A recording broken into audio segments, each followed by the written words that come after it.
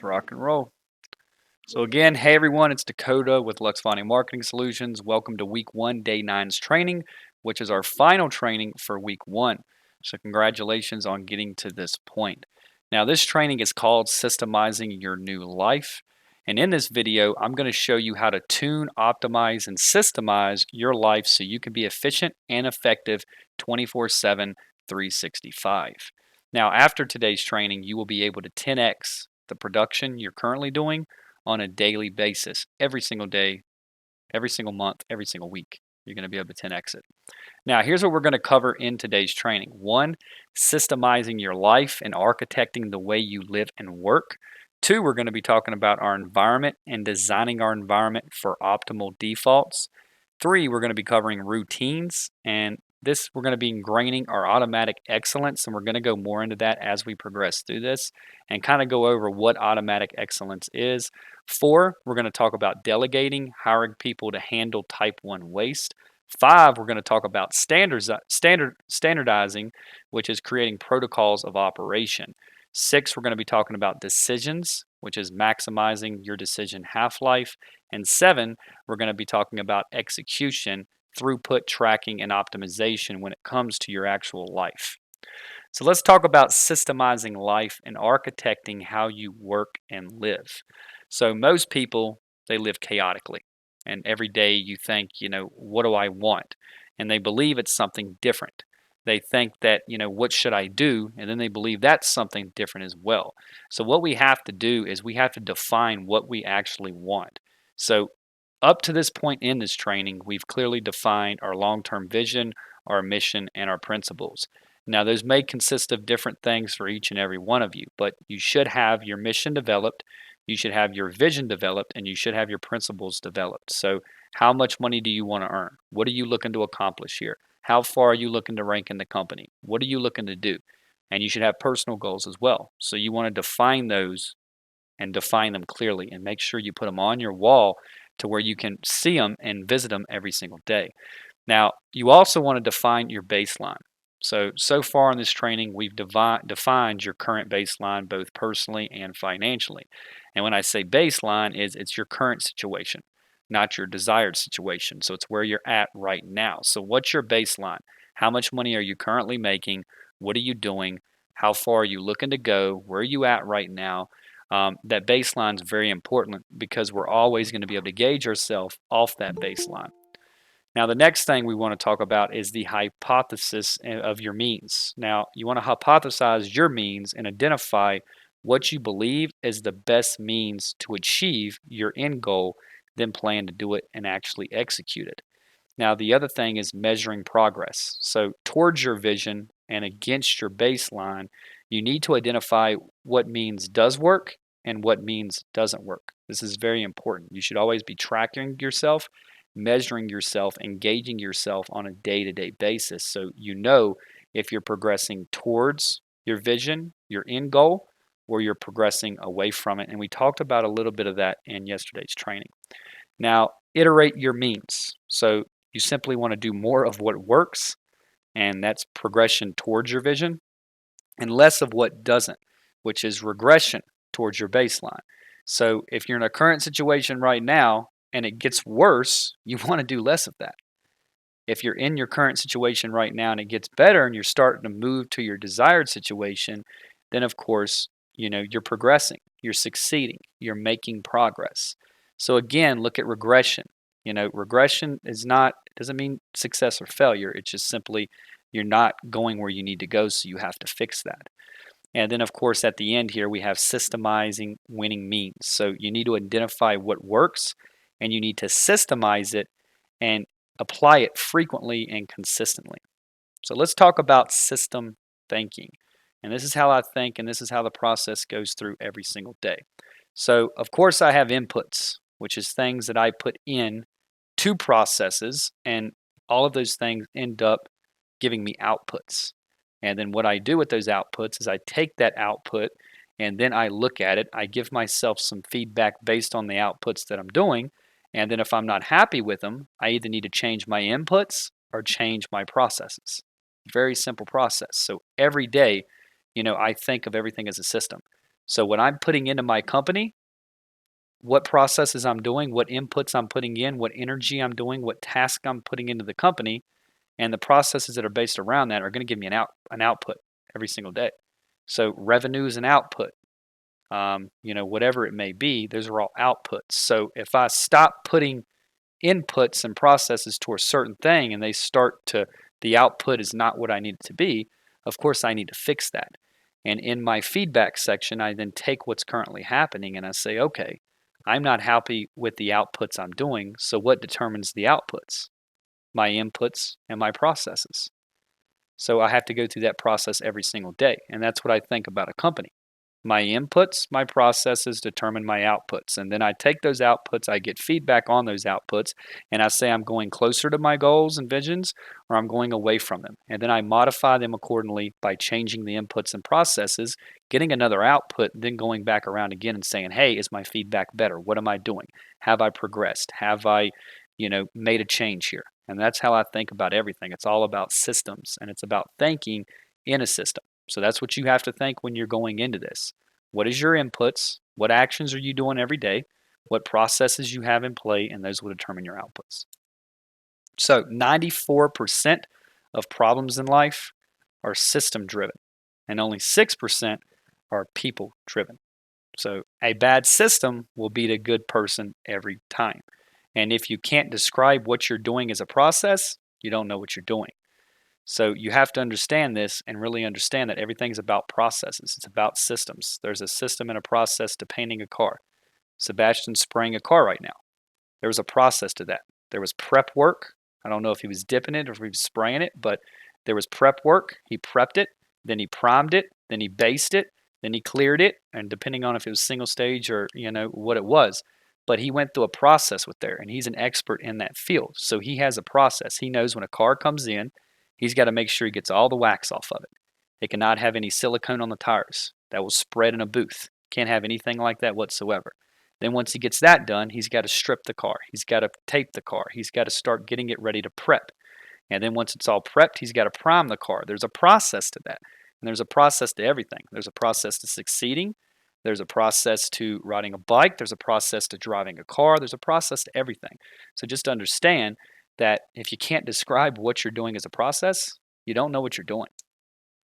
And if you want to perform at peak performance every single day and consistently for a long period of time, you must and you need to systemize your life and business based on systems, processes, inputs, outputs, and actual feedback. So let's talk about peak performance. Now, peak performance. So if we want to achieve, at high levels and at peak levels every day consistently for long periods of time, we need to systemize our life and business. Peak performance is a default habit. It's not some type of daily miracle or effort. So here's how we do it. One, we set our environments up and we design these environments for optimal defaults. Two, we set up our routines and ingraining automatic excellence into each one of those routines. Three, we delegate. If we need to hire a chef, hire a cleaner, a trainer, an assistant, we do that because we realize what our time is worth. And instead of wasting our time on things that don't require production, we outsource to those who can help us do that so we can focus on doing what we're the best at and being experts in our field and producing results for our clients and, of course, for you guys and just producing results all the way around. Now, standardizing is when we create protocols of operation. This is very important. Decisions, we need to maximize the half-life from our energy, which we're going to go more into that, and you guys will understand half-life, long life, and how it all works when it comes down to decision making. And then three, we have execution. So throughput, tracking, and optimization. Very important. Everything's trackable, monitorable, and measurable. And that's exactly what we provide to clients. And this is the way I operate every single day. So exactly what I do from a marketing standpoint is exactly how I run my life. So again, system thinking. As you can see, we have our input, we have our processes, we have our outputs, then we have our feedback. The most important thing here that I want to talk about up front is, of course, our environment. And there's three areas pointing to that environment. So let's talk about environment and designing our environment for optimal defaults. So you might be asking yourself, hey, what makes a good environment? And good environments support the system's objective and goal by providing access to things that are helpful in positive ways and limiting access to things that are not helpful, which is negatives, of course. And they do this in a way that's predictable and consistent. So let's talk about human behavior a little bit. Most of human behavior is a byproduct of the immediate environment and what's easily available. So humans make default choices, which are easily the easiest, the closest, the most comfortable, and the most available options. That's how we process information. That's through the limbic side, the frontal lobe of the brain. So, first we determine we went into this, go through the crocodile brain.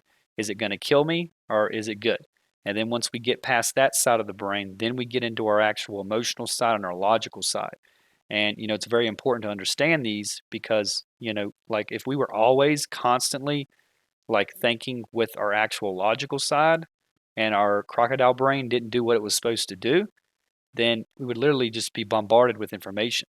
Like we would be paying attention to everything on a wall or everything in traffic. Like when you're driving a car, you ever drove a car for 45 minutes and you don't remember anything or anywhere you've been? You've just been driving.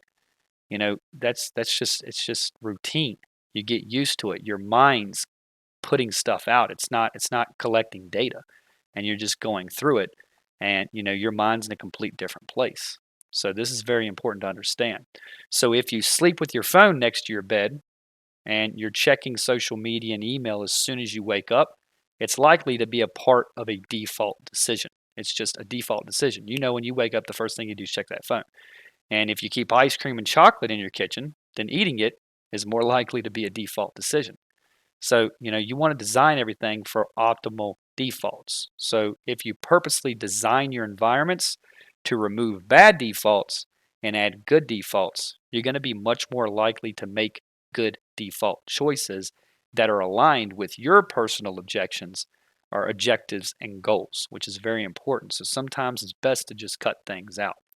So let's talk about designing for optimal defaults. So the one thing that you want to do is you want to audit your environment. So take a good look at your living and your working environment and make a list of things that are in it. This includes the location, your house, your office, your rooms, your bathrooms, the kitchen, the technology, the furniture, the people that are in it, everything. And then what you want to do is you want to look at all of that, and then you need to define your goal. So now define your objective and your goal by reviewing your vision, your mission, and your principles. And then once you do that and determine those, then what you want to do is you want to define the value actions and define the actions and behaviors that contribute the most value towards achieving your goal. And then you want to categorize everything in the environment. So look at the items in the list and categorize them into negative, which means it doesn't support your goals, your values, your actions. It doesn't support any of that. And then we have positives, which does support the value actions that are needed, and score each of these on a scale of 0 negative to 10 positive. And this includes people. Like if you have roommates or something, you may not be in a good environment. You may have a roommate that's a pest, somebody you don't enjoy living with, and they're not allowing you to actually perform at peak performance because they're taking away from your value and your vision because you're constantly having to deal with their negative stuff and they're bringing negativity into your life. And that's why it's very important to control this environment, master this environment, because if you can control this, you'll be ahead of most people. Because most unsuccessful people, they don't know how to control their environments. Their environments are a mess. And then what you want to do is you want to eliminate the negatives. So eliminate all negative items from your environment. If you can't, if you can't like really get rid of everything, like there's some things you just can't get rid of, try to hide them or try to distance them from you.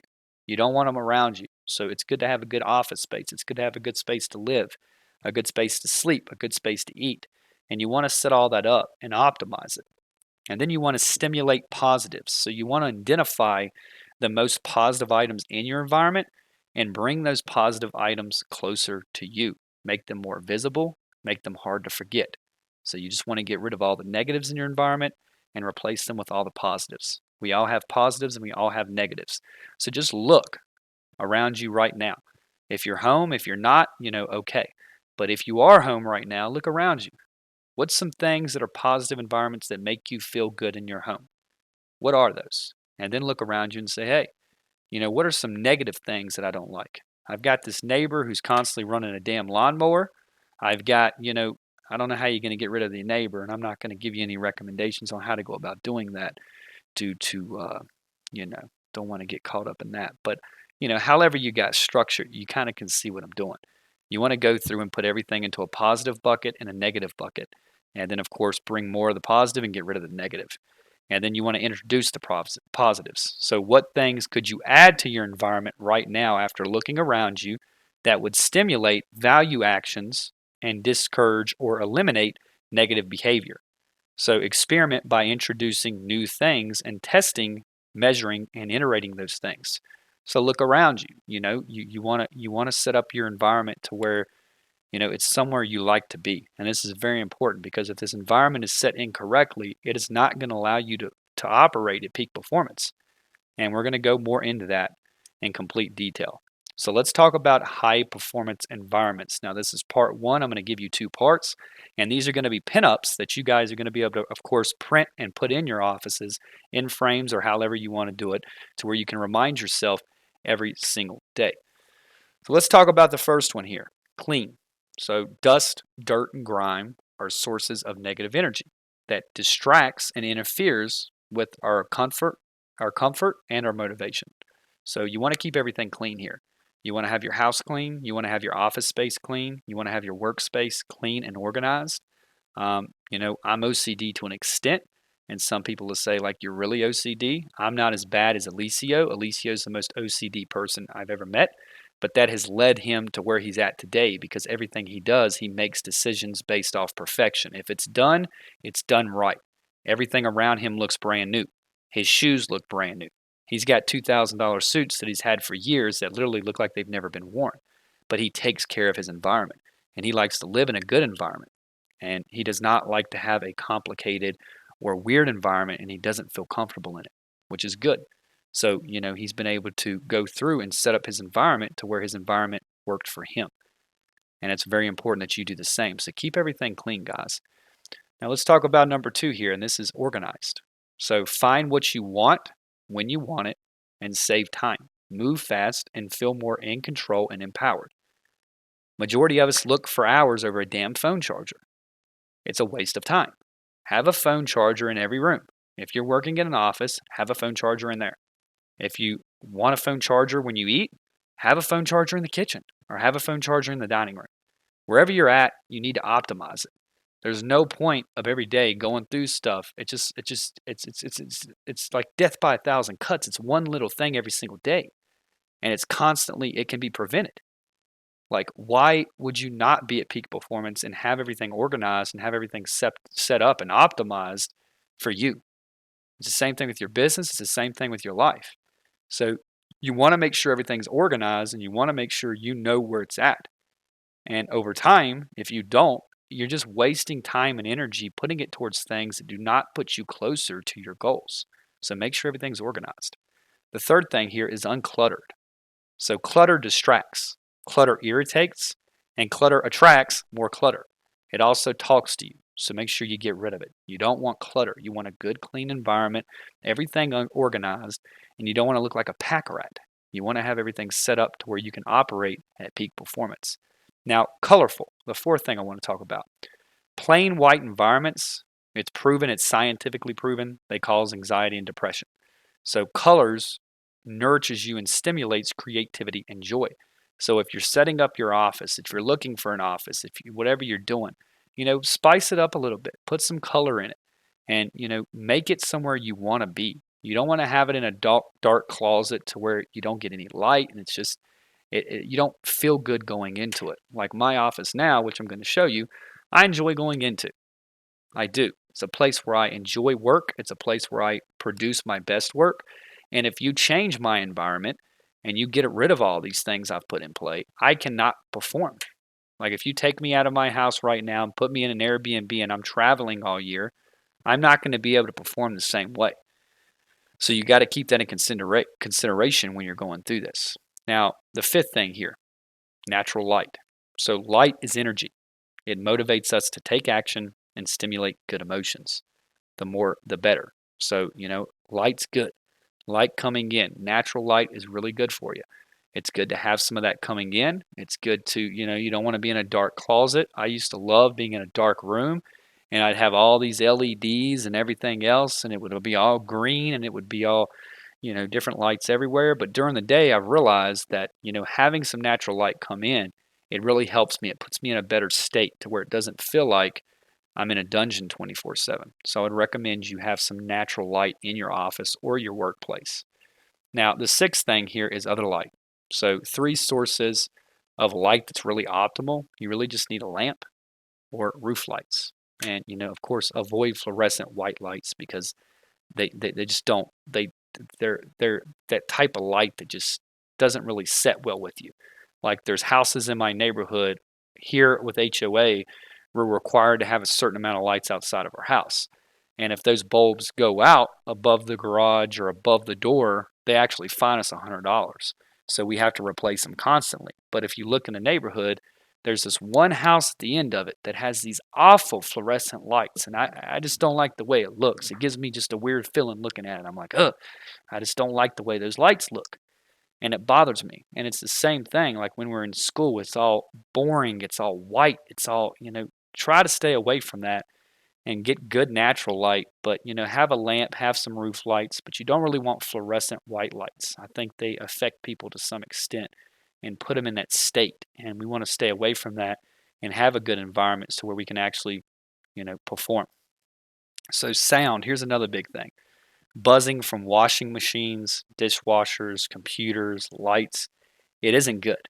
So go silent or have natural sounds. Now, if you're somebody who likes to listen to music, I'll send you my playlist of peak performance music that I like to listen to. It's all productivity based. And I'd also recommend that you select playlist. Like if you like to progress through the day and listen to music, it's a pain in the ass to keep selecting songs 24/7 and you're wasting a lot of time. So set a good playlist, get a few playlists and run those playlists and just progress through your day with those. But if you can, I like to go silent every now and then. It helps me do real meaningful work, like when I'm creating things and creating slides like this. I like to be in a state of silence. And, I don't really want a lot of things going on because I can focus really well. If I have music on, I miss things. I type things wrong. I go too quick. I don't pay attention to detail. So, a good silent room to where you're in a good state really helps. Now, let's talk about furniture. So, when it comes to setting up your office space, when it comes to setting up your living environment, many of us work and live at home. So, what you have to understand is it's a double sided sword. Most people say, hey, I would love to work from home. And then you let them work from home and they don't know how to produce. They're in their pajamas all day. They get weird. They get anxiety. They feel weird. They don't just feel comfortable. They feel like it's odd and they don't really know how to react. And then their productivity goes down because they can't operate at peak performance because they want to sit around in pajamas all day and work in bed with a laptop. And it's hard to do that because, if you don't have these routines set and your environment's not optimized, it makes it very difficult to do. So when it comes to choosing your furniture, choose things that are attractive, choose things that are comfortable, that's in good condition, and you should love the way it looks and love the way it feels. Like our house, we decorated it on our own. Me and Alicia, like we went through the whole house and we were like, this is our headquarters. This is what it's going to be. Let's go get everything we need. But we bought everything based off stuff we liked, like the couch he has. He's got a $3,000 couch that he had custom made in Italy, and it literally made them. It took them a month to make it. He likes that. He likes fine leather. He likes good quality craftsmanship. That's what he likes, and it makes him feel good. So sitting in a good, comfortable chair like that at your place of home, it really helps. You don't want beat up stuff. You don't want things of that nature because those will affect you. Now, the next thing I want to talk about is plants. So, plants are great and they're our natural habitat.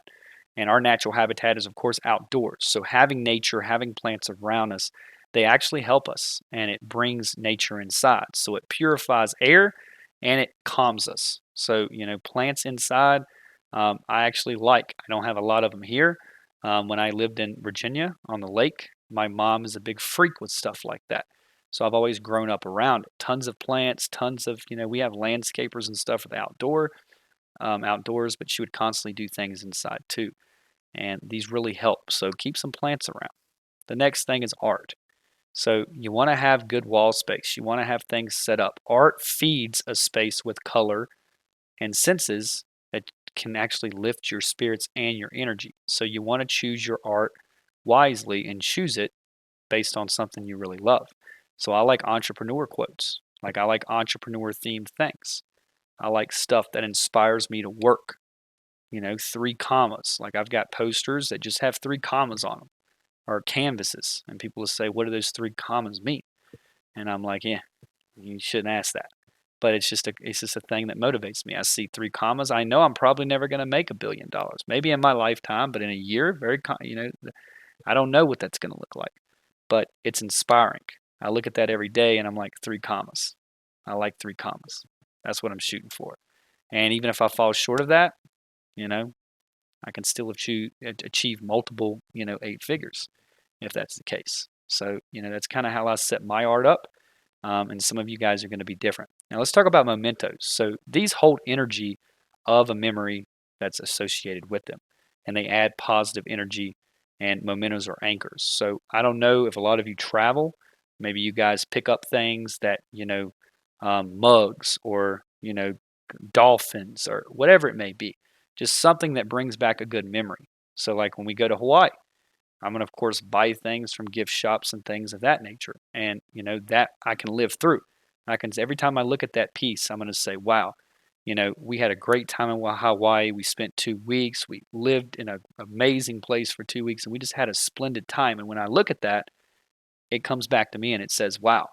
And all of a sudden, my train of thought starts thinking about what happened, not when I purchased it, but where I was at when I purchased it and what happened around me and what my environment was like. So these are really important. These can actually provide you with an anchor and really put you in a good state. So like Jordan Belfort, the Wolf of Wall Street, he has anchors constantly around him. He's huge on them. Before he gets on a stage, he has an anchor. He has different things. So you want to find those and set those anchors around you to where you can constantly get in a good state when you need to.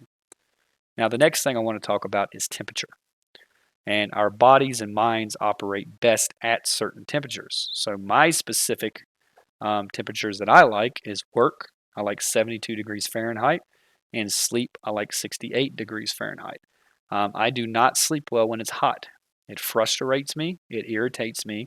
It puts me in a bad state. I do not sleep. I wake up multiple times hot, and that is my biggest pet peeve. And of course, I live in Vegas, so I constantly have to run the AC 24/7. Now, when I work, I don't like it too cold because when I get out of my room in the morning, it's very hard for me to even get up because it's so cold in there. I stand up. Like some nights it's even 65. Like I could literally run it at 62 and it wouldn't bother me because I'm like a little mole rat. Like I'm under the covers. You can't find me.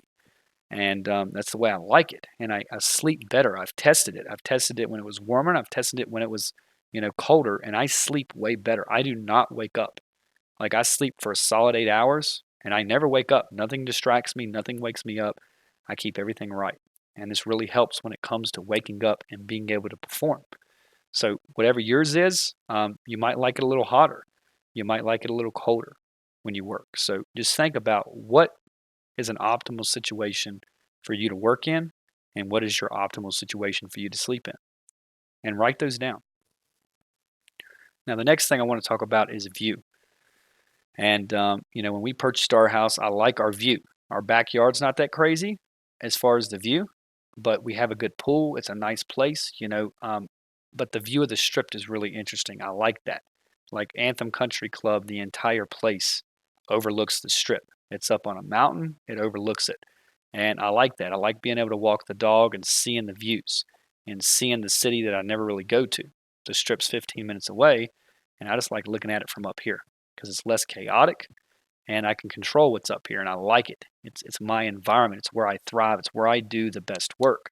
However, you put me in a place like Miami and Brickell, which I lived there for 6 months working on a project. If you look at what I get completed now compared to what I was doing there, very different. A lot more distractions. a lot more things. Now, I could have distractions here too. If I lived on the strip, I can guarantee you every time I got hungry, I would be going to Benihana every single day. But I've had to come up with a conclusion and say, hey, yeah, I like Miami's weather better than here. I like Miami's people better than here. I like storms. Like I love big storms. Like I miss that. I miss rain. But if I put myself in that particular environment, which if I went to Miami, I would want a condo and I'd want to be in Brickell. If I did that, of course, expenses of living would go up, which isn't a big deal. But what goes up as far as production? There's not a lot of things that go up. So that's why I like suburbs. I like living in a quiet place that doesn't have a lot of commotion. Living in New York for me was really hard because there were so many distractions. And to do anything, I had to go somewhere to get it done. If I was hungry, I had to go somewhere. Like nobody goes to the store in New York City. And when you do, you spend like $300 and it's like one bag. So you have to optimize for that. So views are really cool. And views of the city, of the nature, they trigger physical and psychological well-being. So expansive is the best. So if you have a nice view, it really helps. My penthouse in New York City, I had a super nice view. And that's why I paid $6,600 a month for it. It wasn't that big, but the window to floor ceilings gave me a really solid view. And I liked it. I woke up every day and I felt like, yeah, this is awesome. I love that view. And it was always around me. So, setting up views and having good views in your workplace are always nice. So if you don't have a solid view, you don't have a city to look at or nature to look at or something like that, you can always include that with art. Canvases. Put things around you that inspire you. Put things around you that comfort you. Put things around it that put you in a good state. And you can always do that with art if you don't have those views. Now, let's talk about airflow. So when it comes to air, if you live in a place like Hermosa Beach, LA, this time of year is incredible because you don't need AC and you don't need heat. It's just that perfect weather. And you can open the windows, let it all come in, and it's very nice to have fresh air and it's way healthier. So if you can't do that, and of course it's either too hot or too cold, one thing that you have to do every 90 days, make sure you change your air filters in your house for your AC. This is very important. I forgot to change mine for like 4 or 5 months when I first came here. And as soon as we changed them, man, it made such a difference. My allergies, I don't have bad allergies anymore. I want to feel in a good state every single day.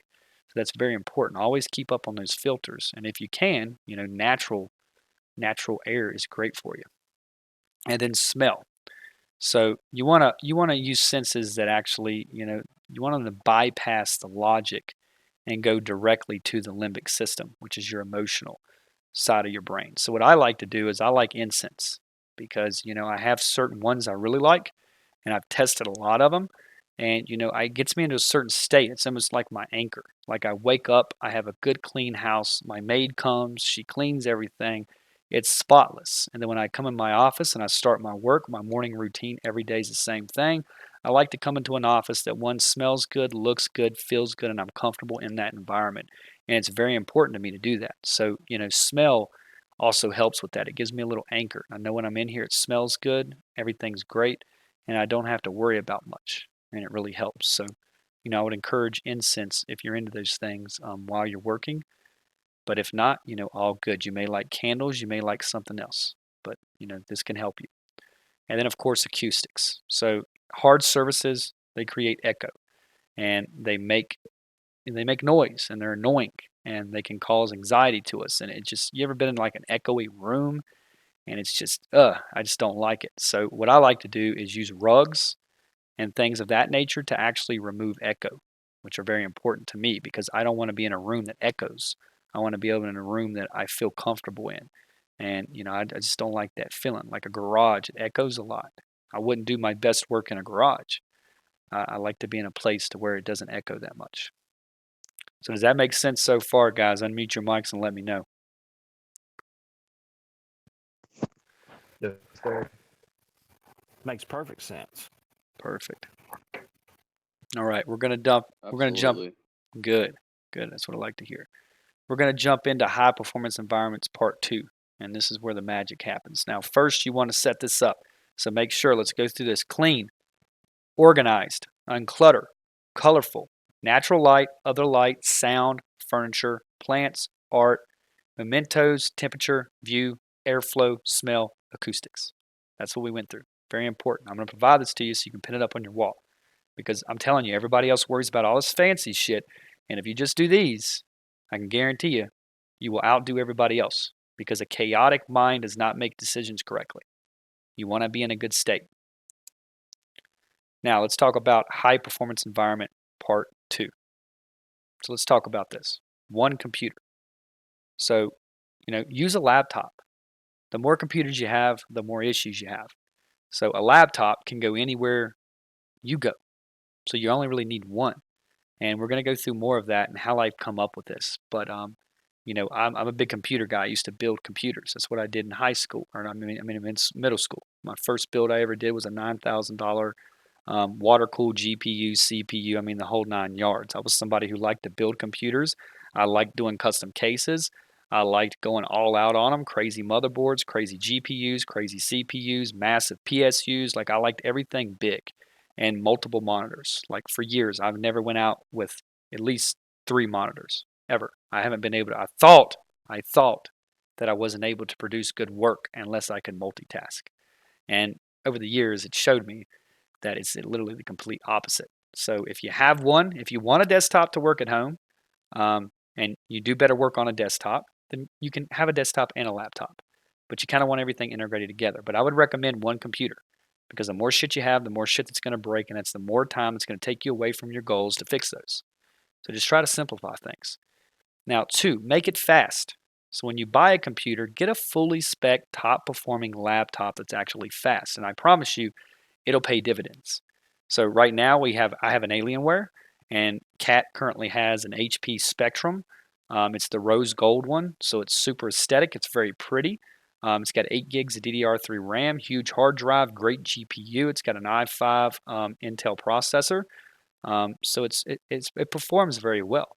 And if you compare a cheap laptop to an expensive laptop that's fully spec'd, it's just like what you're doing right now. Multiple processes, systems. That's what a computer is. It's made of systems, just like you are. And if you want cheaper systems and you want cheaper stuff, it's gonna affect you in some way. So you want to buy the best of the best when it comes to this, and I promise you it will pay you dividends every single month because you don't have lag time, you don't have wait time, you don't have any of that. The next thing I want to talk about is one phone. You only need one phone. More phones is more issues. So use your cell phone and ditch the office phone. And you don't need four cell phones. You don't need 3 cell phones and a tablet. One phone. One phone. Some people say, "Oh, I need an office phone. I don't want to take work with me." And I'm just like, "Okay, well, give me your deals and I'll close them 24/7." Because you need to set these up to where everywhere you're at, you're optimized, man. Clients are going to want to talk to you.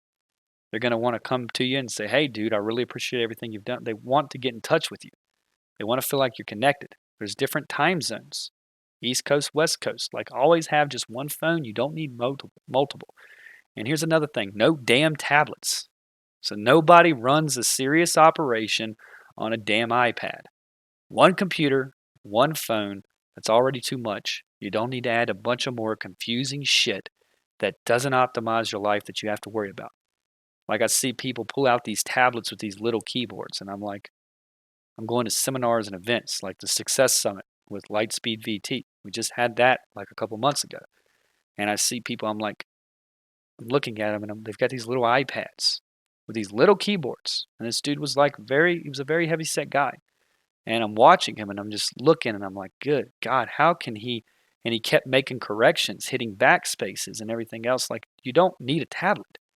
Get a good laptop. It's a 15-inch, a 17-inch. Make sure it has a good keyboard, and make sure you can type good on it. Like, you don't need it. You don't need a tablet. Just get rid of the damn tablet and have a good laptop. The next thing is use a mouse. A mouse is scientifically proven to be faster, more accurate, and more productive than a damn touchpad. So if you have a laptop, buy a mouse. Wireless or wired, it doesn't matter. Buy a good quality mouse because every day you're going to be making moves with that mouse. You're going to be selecting things. You want a good mouse. If you want the mouses I use Razer or Logitech. My first real solid mouse back in the day was a G15, or no, that's a keyboard. I think it was a G9, and it was weighted. It was a gaming mouse, but it allowed me to do and process things way quicker. The feel of the mouse made it feel, really good to me. I could do things very quick on it. And then I tried to use a cheap mouse, and I don't know how to function. And then you put me on a touchpad, like everything I do, it takes 3 times as long. I cannot stand touchpads. So if you have a laptop, buy a good keyboard with it. Buy a good mouse with it. And then if you want to go the extra mile, buy a keyboard too. You buy a high-end keyboard for it. And then you can set the monitor or set the actual laptop a little bit distance away from you. And you got a good area. You've got a keyboard, you've got a mouse, you're doing tasks, you're getting things done, and you're not trying to multitask and do all this other shit. So, make sure you have a mouse. The next thing is no crap. So you don't need a bunch of junk. Get a good set of headphones with a mic and keep it simple. Like if you're like me, you like offices that are, big surround sound systems. And I'm going to show you one of those offices that I had that was exactly like that. But it's just more shit to break. So you don't want to have to worry about it. What I would recommend, the headset that I'm doing this on right now, by far better audio than any surround sound system I've ever had. I've had Klipson sound bars that were $900 just for the sound bar, and then I went out and bought the whole kit, the surround sound kit for it, which was like $2,900 on top of that.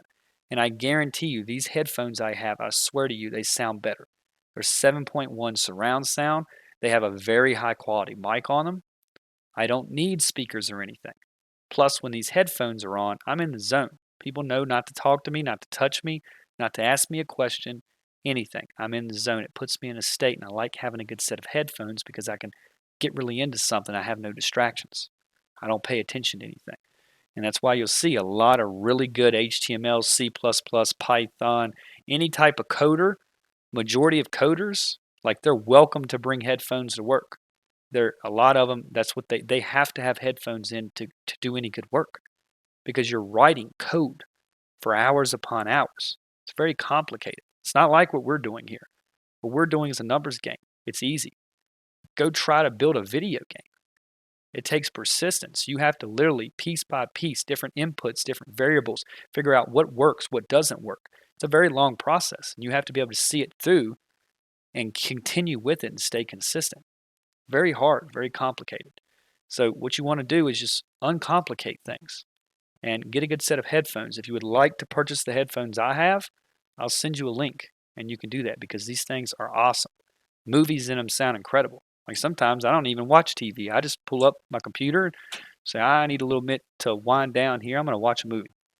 But I don't do it while I'm working. So don't watch movies and work at the same time. Put your attention on work. The next thing I want to talk about is minimum apps. So a lot of people think, which was me, that you need an actual, you need an app for everything you do. You need an app for your diet. You need an app for the gym. You need an app for everything. You need an app to do this. You need an app to do that. You need an app to track this, do this, and it's bullshit. You do not need a bunch of apps to complete anything. So get rid of them. Like now, my phone is very simplistic. I literally play the game of let's delete every single app I have. And I made a mistake last time deleting my calculator, but I got it back. That's a good one. You don't want to do that. But all the other bullshit you don't need. Very simplistic. I keep Facebook Ads Manager up. I keep my page stuff up, but I keep everything simplistic and I try to get rid of everything because I don't want to make my life more complicated than it already is. Just get rid of the damn apps. Another thing, 1 or 2 windows at most. You don't need a million different tabs and windows open at once. Focus on the work that you're doing now. You don't need a million different tabs up. And I'll show you some of the computer desk and offices I've had in my previous days were crazy. 6 monitors. We had 24 monitors in one room at one time. And I thought I was being productive. I thought I was doing good. And I would constantly multitask, keep email open on one, another one, this one was for work, this one was for this. Unless you're doing like design, like when I build sites and build funnels, it helps to have multiple monitors, 1 or 2, maybe 3, but focus on one thing. You don't need that many damn monitors. So when you're doing things and you're doing work, and you're saying, hey, I'm going to do my power activities today, and I'm going to focus on generating leads. Focus on generating leads. Don't worry about anything else. Don't check your email. Don't mess around. Just do that. And keep one tab, one window, and maybe two at the most up. But focus on doing what you're doing and completing it. Multitasking is for losers. It does not work. Scientifically proven. You take somebody who's focused on one thing and somebody who's focused on three things. The person who's focused on one thing will outperform the person focused on three things every time. It's a fact. So just do it. Focus on one thing. Now, the next thing is you want to have everything at reach. So everything that you need on a day-to-day basis should be in a drawer, and it should be reachable if you need it, and it should be labeled. I like everything very organized. I like to know where something is. If I need a pen, I know where it's at. Need to check the time, I know where to do that. If I need to write something on a sticky note, I have my sticky notes. If I need to go through a notebook, if I need to take notes on a client, I have that too. Everything is right there. I don't need to get up. I have a phone charger in every room. Phone dies, okay. My computer charges my phone without a wire. I just place it on my computer. It's got this thing, it charges my phone. Very simple. I don't need to worry about a bunch of other things. And removing all these things helps me a lot. So, make sure you have everything at reach. And let's talk about phone. You want to use your phone to close deals, generate prospects, communicate with prospects, turn them into paying clients, and do what you need to do. But don't worry about what everybody else is doing. When it's work time, focus on that. The phone, if used correctly, is a very powerful tool. It's made me a lot of money. But I'm telling you, it didn't make me money from doing what most people do on it. I don't gossip. I don't care to gossip. I don't care what's going on. I don't care about any of that. I don't know anything that's going on in the world. I focus on my world, which consists of where I'm at every single day. I can't control everything else that goes on in the world. Everything else is chaotic, but my world is not chaotic. And that's why I'm able to produce while everybody else is blowing shit up, because I don't have to worry about it. I keep my area clean, keep my life good. So, make sure you use your phone to close deals. Don't worry about checking social media timelines. Don't be on a sales call or looking at your script or role playing and checking your social media. The people that are doing stuff are probably going to still be doing the same thing 10 years from now. That's just a fact. That's the majority of people in the world. They keep doing the same old shit. You're not impressed with them now, you're probably not going to be impressed with them in 10 years. So find people, if you want to look at that, add people that inspire you, that are ahead of you, that are doing good things. And if you're going to use social media, just try to cut it down, because I'm telling you, it's narcissistic. And you don't want to use your speaker on the phone either when you're talking to clients. You want to have headphones. So make sure you have a good set of headphones. If you use AirPods, use those. Whatever it is, make sure you have a good set of headphones. It's very important. Now, the next thing I want to talk about is don't focus on email all day. So take 3 times a day, check it, then move on. You don't want to waste time all day. And you want to keep your inbox clean. It doesn't want to look like a bomb went off in it. If your email's unorganized, your life is unorganized. If your room's unorganized, your life is probably unorganized. If your car looks like shit and it's got stuff all over it and it's never cleaned, then your life is probably the same way. So, it's a reflection of you. It's a reflection of who you are. So when it comes to email and everything, just check it, clean your folders, clean it up. Don't keep junk in there. Put stuff in spam folders if you're sick of people emailing you with junk, and keep it clean, because it'll help you operate better. Now, music. I made a typo here, but I'll make sure it's fixed on the pinup so you guys can print it. When it comes to music, if you're going to listen to music, choose a productive playlist and don't change it every single 10 minutes.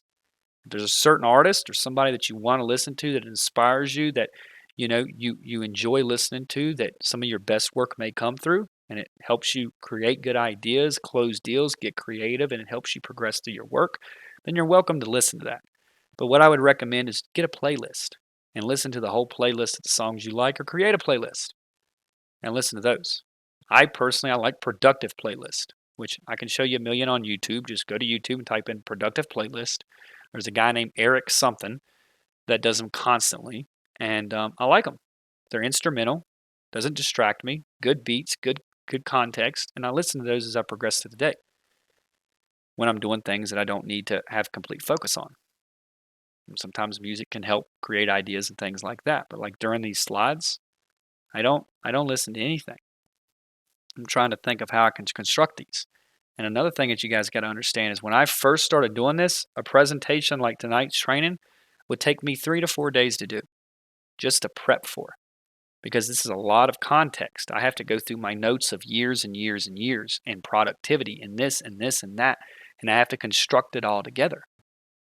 Now, if I was still operating it the way I was 3 years ago, I would only be able to do a training every 3 days because I was doing all of this shit. Too many apps, bad internet connection, crap everywhere. It was just bad. It was not good.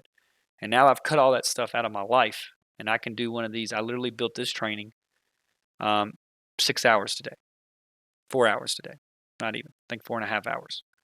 But I did that with quiet. I did that with focus. So that's how I did it. I skipped one up here, but when it comes to internet, here's the thing. Get the fastest internet possible. Don't worry about saving money. This will make you money, trust me. Nobody has a debt problem. Nobody has a saving problem. They have an income problem. So focus on production. Don't worry about saving money or anything like that. Focus on production. And you won't ever have to worry about saving money again. It's good to be frugal to some extent. But when it comes to things that make you money, just get the good shit. You want good internet. Now, clean desktop.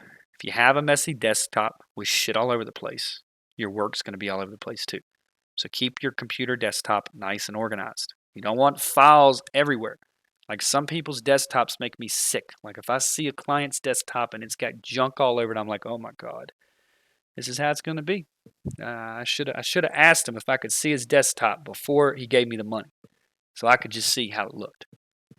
It's very important. You can see a lot about that. You want to stay organized. And if you're not organized, it's okay. I used to be a damn mess. But moving forward, you want to organize your life because if you follow these, I'm telling you, you'll get way more done. And then monitor. So when it comes to your monitor, you want to have a second monitor, go buy one. If you've got a laptop, let's say you buy a laptop. You have a laptop right here. It's a 17-inch M17 Alienware laptop. High spec, good quality, get a lot of shit done. Then you got a nice mouse. Buy a good gaming mouse. $100, $200, you got a good mouse. Good mouse there. You're going to be using it all day, so you might as well get a good one. Keyboard, same thing. You're going to be constantly typing. Go try out different keyboards. Find a keyboard that you flow with, that feels really good on your fingers, that you can do good work with. If you don't like the keyboard, don't buy it. Go try it out. Don't just buy a damn keyboard. Go try it. And then once you get that, you got your laptop up there. And you're like, man, I could really use a second monitor. Not to necessarily multitask, but if I'm going through leads or I'm prospecting, it'd be cool to have another window open, maybe split the monitor screen to where I could, have my organic outreach strategy on the left and then, be working on my laptop doing it. That's great. Do that. All you got to do is go out, buy a 27-inch 4K monitor. Very cheap. If you want high quality, get a high quality one. Very cheap. I've got 24 of them in my boat. Literally, I got 24 of them. I spent $16,900 at Best Buy on Black Friday. And I'm going to show you the setup of where I spent all that money. And I don't use half of them. But, laptop, run HDMI to it. Simple as that. You only need 2 monitors. You don't need 6. You don't need 7. You don't need 3. Unless you're in the financial industry, which I was in, which is why I set my offices up that way. You don't need to multitask here. Doing technical analysis, fundamental analysis, looking at GDP, CCI, quantitative easing programs, technical analysis, slip law, all that, take profits, all that stuff with trading, you need that. But you don't need that here. And that's the great thing. Just focus on one thing. So look, this is my first computer setup, right? Little blurry, only photo I had.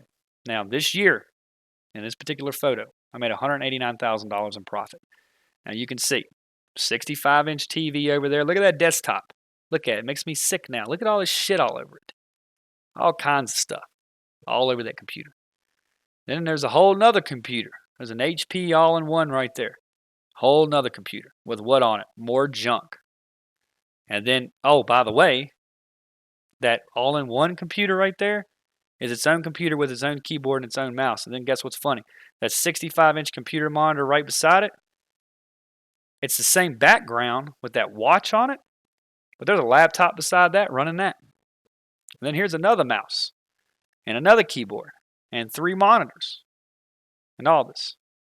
And I was able to get to $189,000 in net profit, take-home profit, after expenses and everything else, my first year doing exactly what you guys are doing. My margins are not much less than yours, or more than yours. Like if you, let's say you did like the first deal that gets closed, that 40% commission, I lose money on that. Only make 35% margins. So I've set you guys up to where you're almost identical to me. But the deal is you want to simplify things. You don't need all this. Now look at year 2. Year 2, this is what I did. I went out. I couldn't find tables long enough. So you know what I did? I said, screw it. I went and looked at tables. They were like, oh, well, we don't have anything that big. I said, okay. So look at the stands. Look at these tables. You know what I did? I went to Lowe's, bro. I bought a damn Sawzall. I bought some 2x4 posts. I bought some black spray paint. Bought some wood, sheets of wood. Called my man Guillermo up. He came, brought his dad's truck, grabbed all this stuff. Black Friday, everybody went home to vacate, to do whatever they wanted to do for the holidays. And I said, screw it. I stumbled into Best Buy. I had $21,000 in cash with me. There's a line. I show the guy at the door, the security guy. He says, all right, come on in. I skipped the entire line. I walk in. Somebody asked me if I need something. And I was like, yes. I would like 3 of those desktops, 24 of those monitors, and I have cash in them to pay for them now. And he was like, okay. So they get a manager. The manager comes over to me, and I was like, oh, I want that TV too. I want that Clipson soundbar too. And I literally come out with a security guard beside me, and then the Best Buy employee with a thing at Lowe's, like you stack wood on, with 24 computer monitors and all these Dell XPS gaming desktops and surround sound and speakers and all this stuff. And in this particular year, as you can see, each person here has 3 monitors. There's 3, 6, 9, and then Mo's got 4 on his side. And this was just one office. I had them everywhere. I had monitors everywhere. I had a damn office in my bedroom. I had an office everywhere. To where everywhere I go, I could look at charts. I could look at what was going on. I could look at my Stripe account. I could see what was going on. Now, this year, we did pretty well. Second year in, $626,000 in net profit. As you can see, this is what we did. It's how many clients we did. Projects, 277. Pending projects, 24. Active projects, 144. We did really well. We had some slow months and some good ones. But for 2 years in, to do that type of profit, it's pretty good. You can live really well off $600,000. And, you know, the reason why I was able to do this is I got focused. I had a team around me. But, you know, we scaled up. And it was nice. Now, look at year 3 here. This is the office I'm in right now. Look at this. Look at that. Look at that. Big difference. Very big difference. Now, I still have all these computers. My boat is here now. And I'm tempted because I like computers. I like setups. That's what I like. Like I used to, that's just my thing. And I'm like constantly tempted, like, I want my monitors back to set it up. But then I don't. And I want to keep it like this. So this is year 3. And I'm going to just watch this. Very simple. One computer. That's a HP curved all-in-one computer. 34-inch curved monitor to where I can basically run 2 screens or 2 windows open on it and have plenty of room. And it's all compact, very good sound system. Very simple to use. There's the HP Spectrum. That's Kat's laptop. And then Alicio has his little side over here. With this setup, we did $3.4 million in net profit after all expenses. So we generated $47 million for our clients and verified revenue for all of our combined clients. And out of that, you know, say we did $10 million in revenue, my margins are about 35% every time. So my margins are still the same to this day. And even when I didn't have a big team, they were still this. But literally, my income from this to this to this. Now, I'm not saying it was all because of my damn desk. I'm not saying that. But I'm saying this all helped. Very simplistic. Everything I need's right here. There's 3 pins. You don't even need 3. Just get 1. But I like to have a backup. Got batteries for my vape. I've got my disk drive.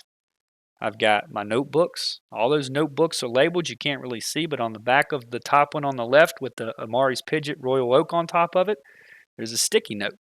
And they're all labeled for what they do. Very simple. Don't need to be anything crazy. And, it's not complicated to do. Very simple desk. But if I could do $3.4 million in net profit with this desk, you don't need to overcomplicate it. You don't need to have some crazy computer set up. It's not needed. It's not needed. So let's talk about routines and ingraining automatic excellence. So back to our system thinking. We have our inputs, we have our processes, we have our outputs, our feedback, and of course our environment, which helps all these things. So when it comes to this, we're really going to be talking about our input and our processes, not our outputs nor our feedback. So you might be asking yourself, hey, why do we need routines? And routines is a part of this. Routines is what sets us up for automatic excellence. Having routines is important. So why do we need routines? Routines are basically a sequence of actions that are regularly followed, and it's a fixed program. So routines are systems. They're systems. You got to understand that. So routines simply win. The most successful people in history, the ones that many refer to as genius and, these brilliant masterminds had one thing in common, and most of them had specific, rigid, every single day they had specific daily routines. And these routines, they beat smart people without a routine. So if you have a routine and you're competing against a smart person with no routine, you're probably going to beat them. It's just like if you're focusing on one task and somebody else is focused on 3 tasks, you're probably going to beat them. So it's very important to set good routines up and understand that routines are a part of success. So a lot of people, a lot of wannapreneurs, a lot of entrepreneurs will say, the freedom myth. So when it comes to the freedom myth, most people believe having a rigid daily routine isn't living, and they prefer to have freedom to do what they want when they want. The problem is achieving your goals requires planning, it requires execution, discipline, and impulse control. There's no way around that.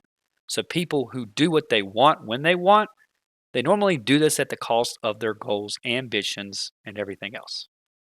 So, the laptop lifestyle sitting on a beach, yeah, you guys can do that.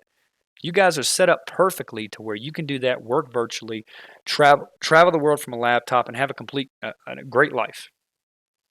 Make $200,000 a year doing it, without a question. But what I'm saying is you want to have some type of routine, even if you are traveling, even if you are doing other things. You want to have a routine here, and you want to set yourself up to win. And understand that, achieving your goals, it requires planning, execution, discipline, and impulse control. It's a fact. If I didn't have these things, I wouldn't be anywhere close to where I'm at today. And when I made money, I saved money. Not only did I save money, I put it into other things that made me more money. I didn't spend everything. Like people say, why did you spend that much on a watch? Because that much of a watch is a very small percentage of my damn income, and I like it. And it holds value. It hasn't lost any money. I bought the watch used. Didn't buy the watch new. Sell it for what I bought it, break even on it. No questions asked. So, you want to understand that. And don't think that, that having structure is bad, because it's not. You've got to be disciplined. Now, freedom from constraints, happiness, achievement, resourcefulness, and creativity comes from imposing constraints on ourselves. If we want to make $1 million a year, we need to plan and then take daily action towards that goal, which is $1 million a year. Impulses will come along. They will tempt us. We might not feel like doing it that day. We might wake up. We might have friends that do not have similar visions of us, or visions of themselves. They may not want to go in the same direction that we're going. They may be stuck on gossip. They may be stuck on socializing. They may be stuck on all these different things, and they're not aligned with our goals. So what do we have to do to those? We have to get rid of them. If you want to super do well in this, and you want to succeed and be the best you can be, you've got to look around you and see, hey, does this move me closer to my goal or away from my goal? It may sound extreme, but I'm telling you, extreme works. Elon's extreme, Jeff's extreme. They're all extreme. This is how these guys operate. I've studied them and studied them and studied them and studied them. Look at Steve Jobs. He wore the same outfit every day. Why? because his willpower, he understood it was finite. He didn't want to focus energy on choosing a damn outfit. Zuckerberg, same thing. So, when you go through this, you have to be able to control those impulses. And you're not always going to want to feel like doing it. You're going to have people that try to take your time, which is even worse. Like if somebody tries to borrow money from me, I'm like, okay. But if somebody's like, hey, I need you to be here to do this, to do this, to do that, if they're not close to me, I cut it off right off the bat. I don't have time for it, dude. Right off the bat. Dinners, lunches, I do it 24/7 because it does not align with what I'm doing.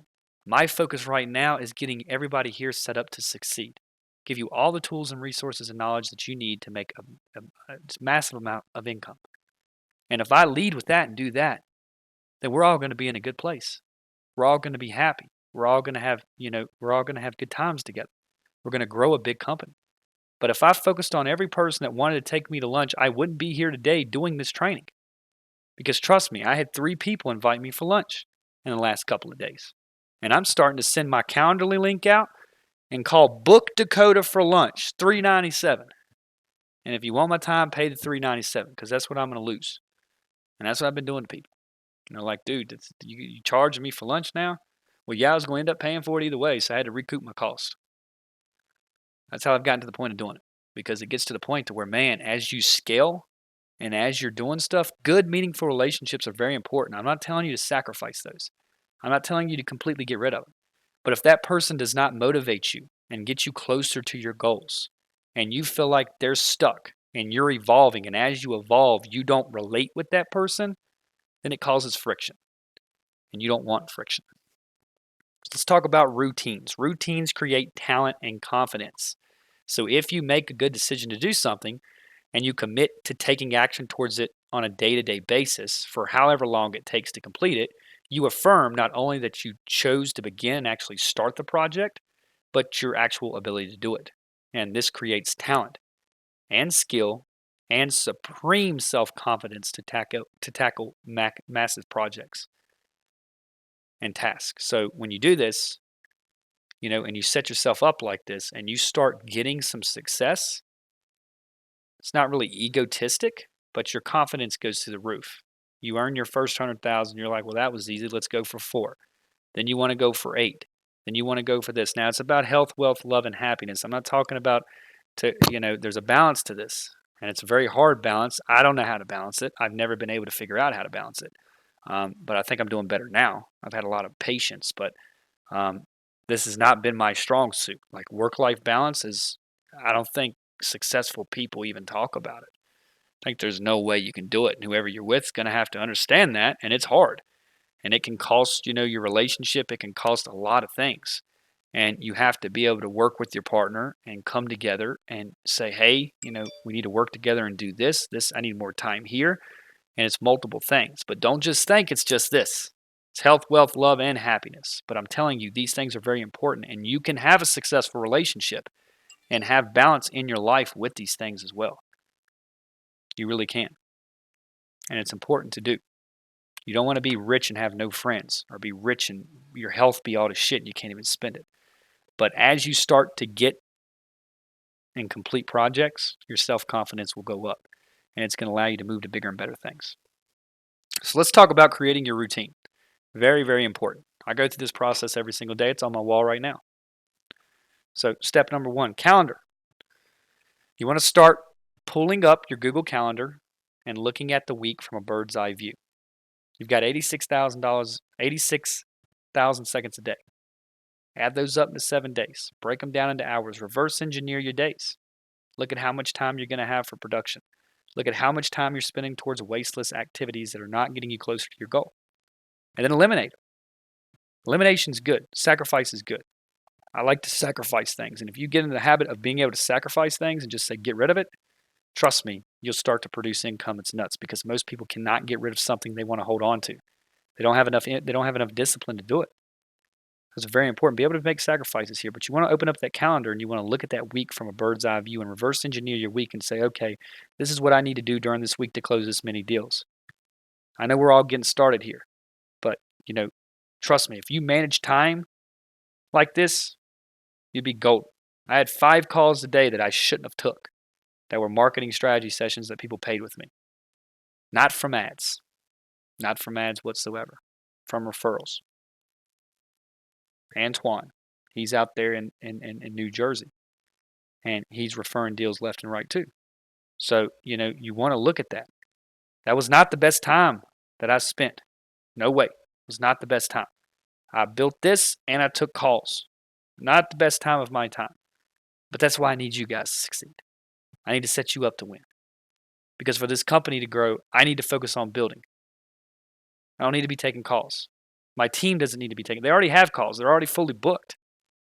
All day, every day. But I promise you, go through your calendar, reverse engineer it, see what you need to do, how many people you need to talk to, how many people you need to reach. That's what's going to predicate your income. If I add leads to it, on top of it, that's how you're going to get to $1,500 or $1,200 to $1,500 a day in call volume. It's very important. So you want to do these things. Now, sleep. Number 2 is set your sleep and wake up at the same time. It should be the same time every single day. I don't care what anybody says. It's scientifically proven. Some people say, I can go with 4 hours. I used to do it too. I used to be able to stay up for 2 days straight. And I can guarantee you something. If I just say, hey, it's been a long day. I've done the best I could with my projects, etc. I'm going to go ahead and get 7 to 8 hours of sleep. And then I compare it to a night where I pulled an all-nighter. It took me double the time the night I pulled an all-nighter to get it done. So if you don't get good sleep, try to figure out how you can get better sleep. Is your room cool enough? What's the distractions you have around you? Now, if you have a kid who cries and stuff, okay.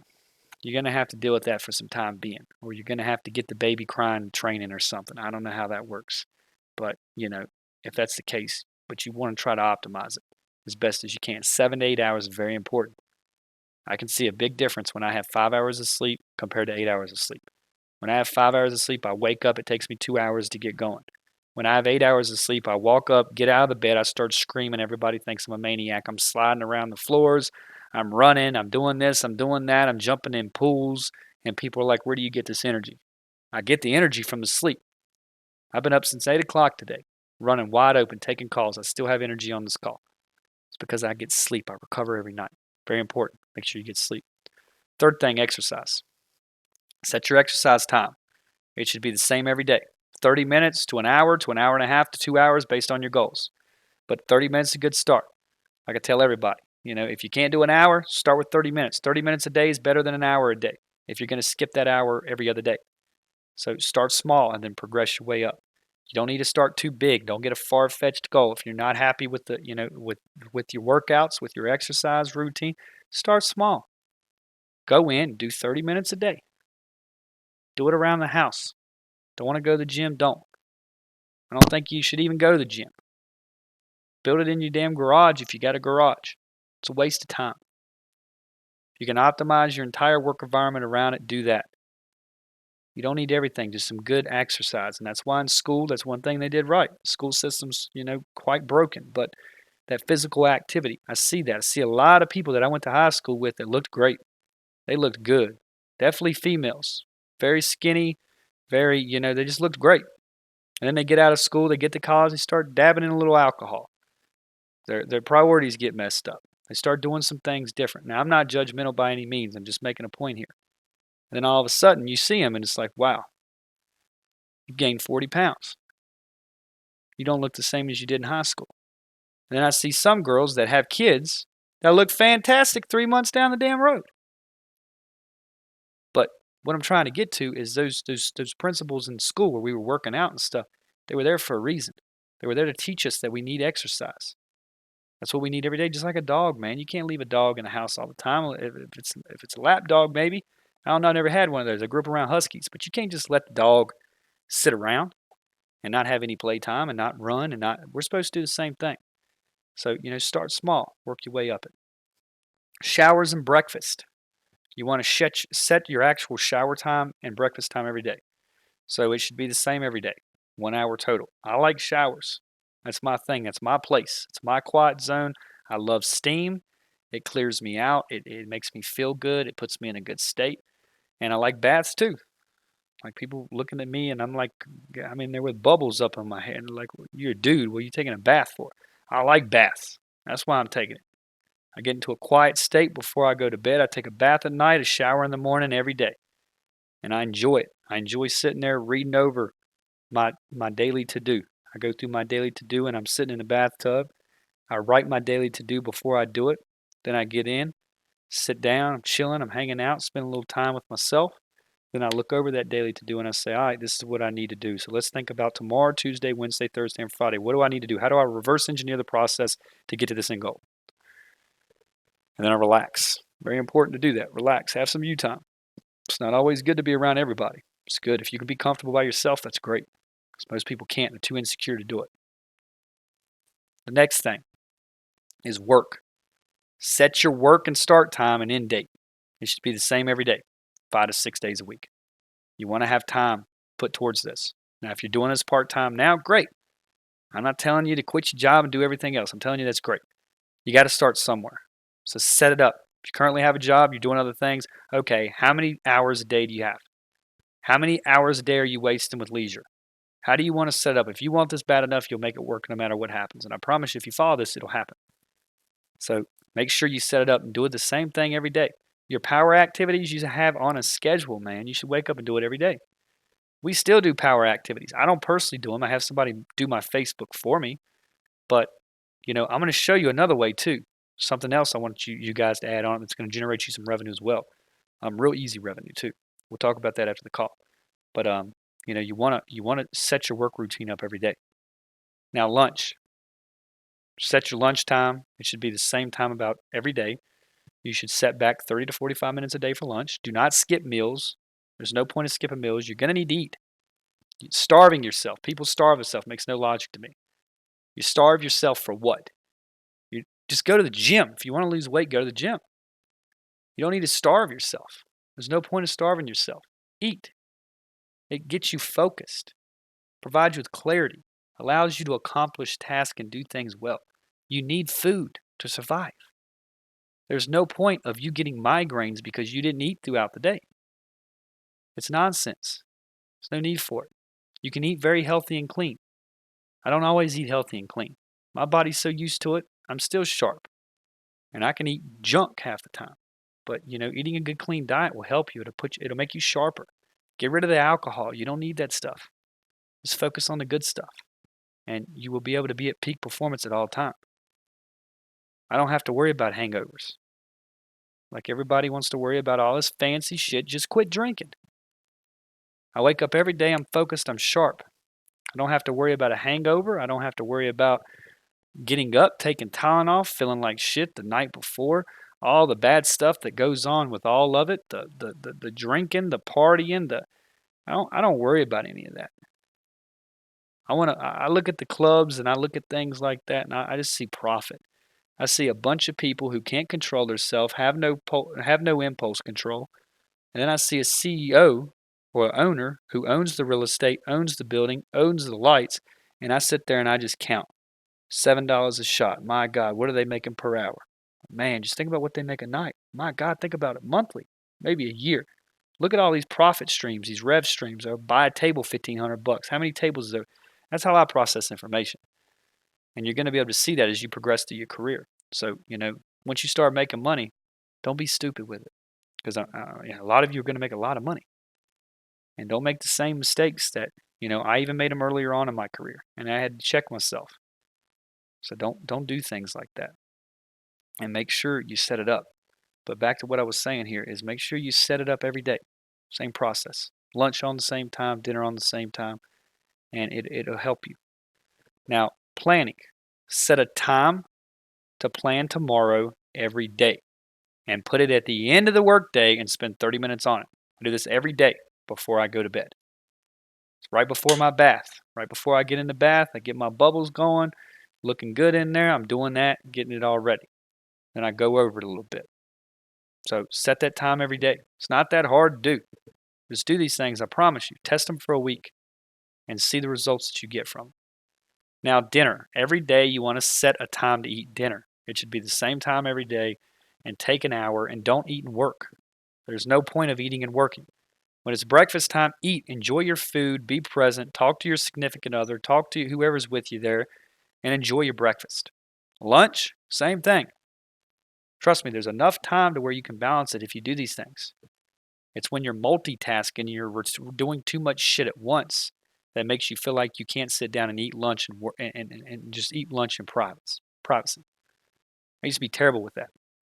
Like I'd go to lunch and I'd be on my phone, looking at stuff, checking emails, talking to clients, la la la la la. And I met this guy in Radford, Virginia. He owned this sub shop, this big sub place. And he knew, Gary Duncan and me were kind of kin. He kind of knew all that. And, he told me all these stories and stuff. And I'd always come in. And when I went into that place, he would never charge me. I never paid anything. So I'd have to make up for it in a tip. But he'd always want to sit down with me. And I'd come to eat dinner. And I'd be there for 4 hours. And we would talk. And we would get on the computer, look at cars. We would just have good conversation and talk business. And I remember he always told me, is put that damn phone down, son. And I'd say, oh, I got somebody calling it. Deal of wait. Put the phone down. Enjoy your food. Enjoy your food. This is your time. This is our time to have conversation. Enjoy your food. Put that damn phone down. And that's what he used to tell me, and it stuck with me. And I started implementing that into my own life to where when it's time to eat, it's time to eat. Let's focus on food, enjoying your meal, then you get back to work. Gives you a little break throughout the day. Now, the next thing is relax. You have to relax. You got to have some type of leisure. So I like to relax in the evening, and I like to unwind and just kind of chill a little bit. And then I go to sleep, I recover, and I like to actually have a little bit of leisure, 2 hours or so. Like maybe tomorrow night I might go see a movie. I don't know. Once a week I have to do something. 6 days a week I'm slaving. So, and it's always been like that. No matter how much money I've made, it's the same process. I've stuck with it because I had self-control and discipline. I had to get rid of all the impulses. And 2 hours is good for me. 2 hours a night's okay for me. I'm good with that. So, set that up how you see fit. Now, days off. You need 1 day off a week every single week. I've done it both ways. I literally did 6 months without a day off, and I'm telling you, the balance was unreal. I was not able to do it. I started getting negative. My goals started changing. I felt like I was just not progressing. Focus was all over the place. I needed something. So I think that 1 day, my favorite day to do Sunday. You guys make up your own week, so it may be a Wednesday for you. I don't know what that looks like for you. That's up to you, but you can set your own schedule here. But you want to take 1 day off. I like Sundays. Sundays is my movie day. I like to chill, wake up, do my thing, get prepped for the week, take care of some laundry. I don't do my laundry, but I like to put it in the baskets and stuff like that. And I wake up early. I go get Starbucks, or I go get soup from Kneaders or Panera Bread or something. But I like to get going. I like to get the car detailed. I like to do little things I like to do for me. So pick that day. You need 1 day off. Next thing, obligations. Is set time for any of your recurring obligations and try to use them and actually take care of them at the same times to make it simple.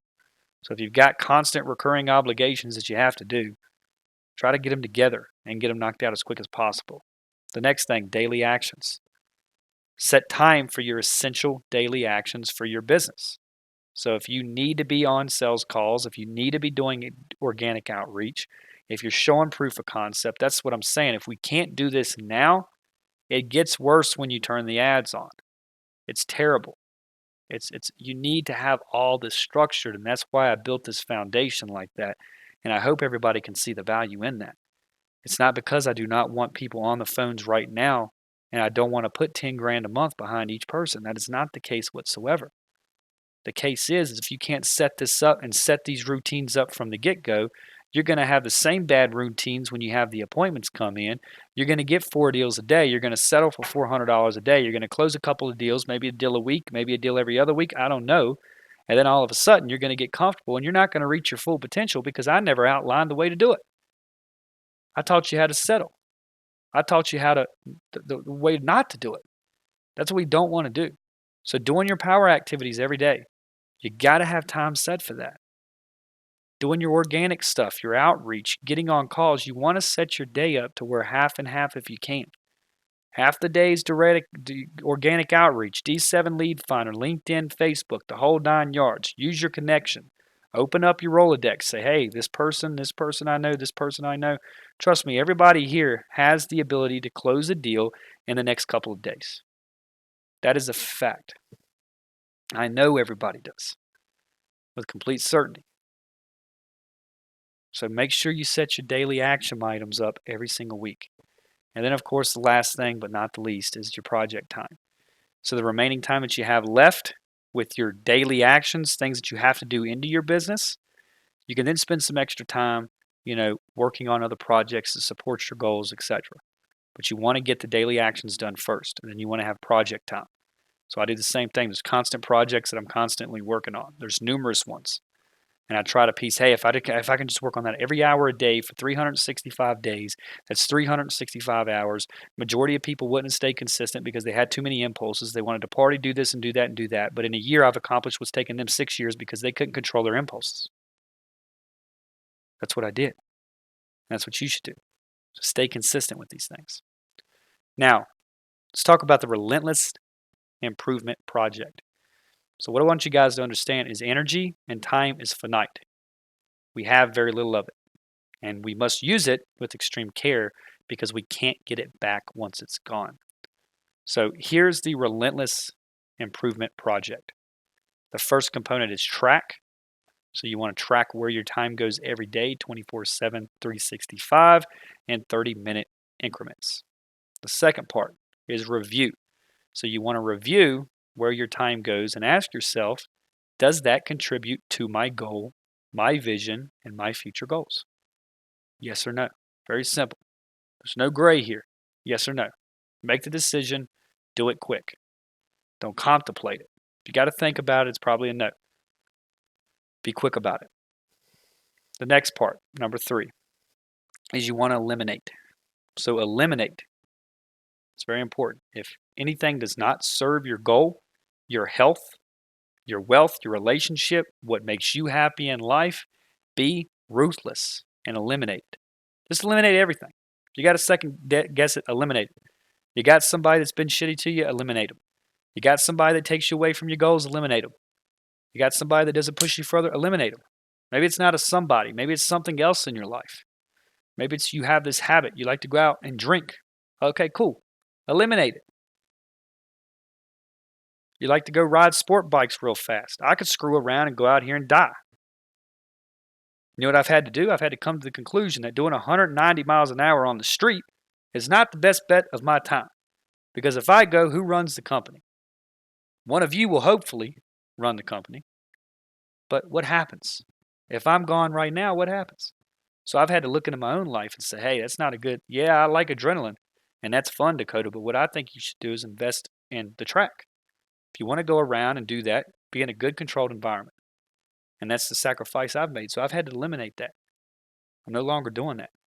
Every Sunday I would go ride for 15, sometimes 15, 10 hours. It was an all-day thing.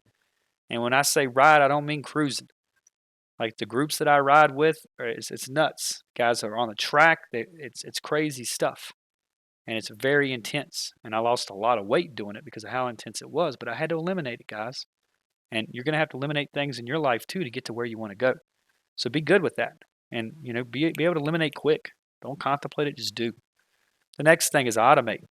I want you guys to understand that this is very important too. So when it comes to automation, if it's important to you and you want to achieve your goal, but it's not that highly important, ask yourself, can you automate it? Is there a way you could automate it to make it more efficient, make it more quicker? The next thing, delegate. If it's important to achieve your goal, but it's not highly important and your time could be spent doing other things, can you delegate it to someone else? Ask yourself that. Write it down. Can you? Think about something right now that you could delegate, that you do not need to spend your time on. Your time is very valuable.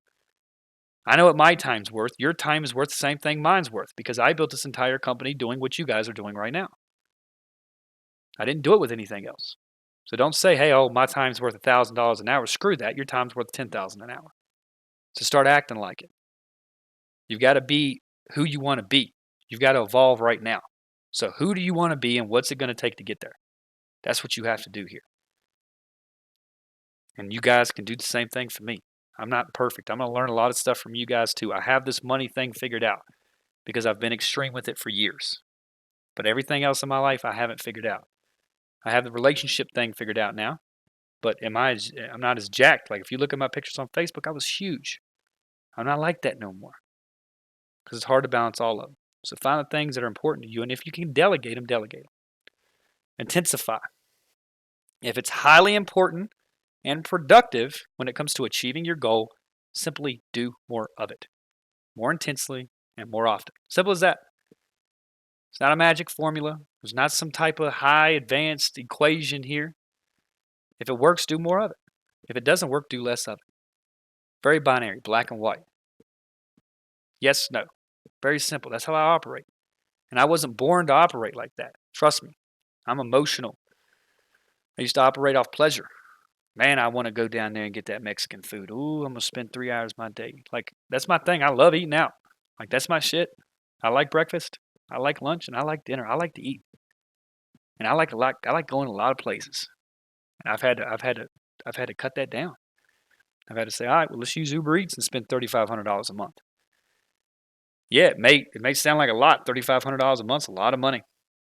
It's a whole lot to be spending on junk. But what's my time worth? Is it worth it? Yeah, it ends up making me another $15,000, $20,000 a week. It's worth it to me. So I intensify that.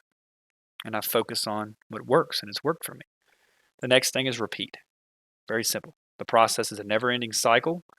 That will change with time, but you want to keep repeating it every day and just never stop. The process may change.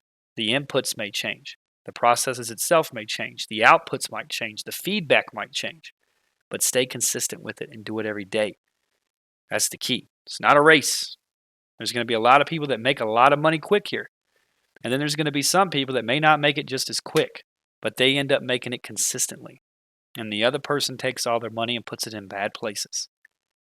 And the other person's consistent. They're frugal. They go through. I'm not saying be frugal. I don't believe in like saving money.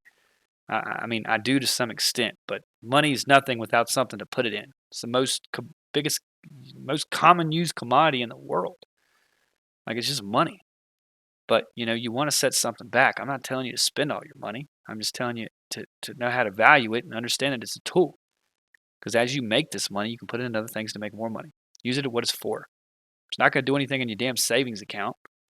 0.04% a year. Wall Street promises 12% freaking year. Like put it somewhere. Now, life maintenance task. This is what I want to talk about here. Very important. Very important. So when it comes to life maintenance task is, people waste most of their time doing things that are required to live, like cooking, for example, cleaning. And it's these things that you've got to really watch out for because they seem necessary to actually live and to do. And it's important to keep a good, clean environment, but we also justify them and they suck our time dry. So value actions is, here's how I'm going to split this up. Value actions, number one here. These are actions that are directly contributed to your goal.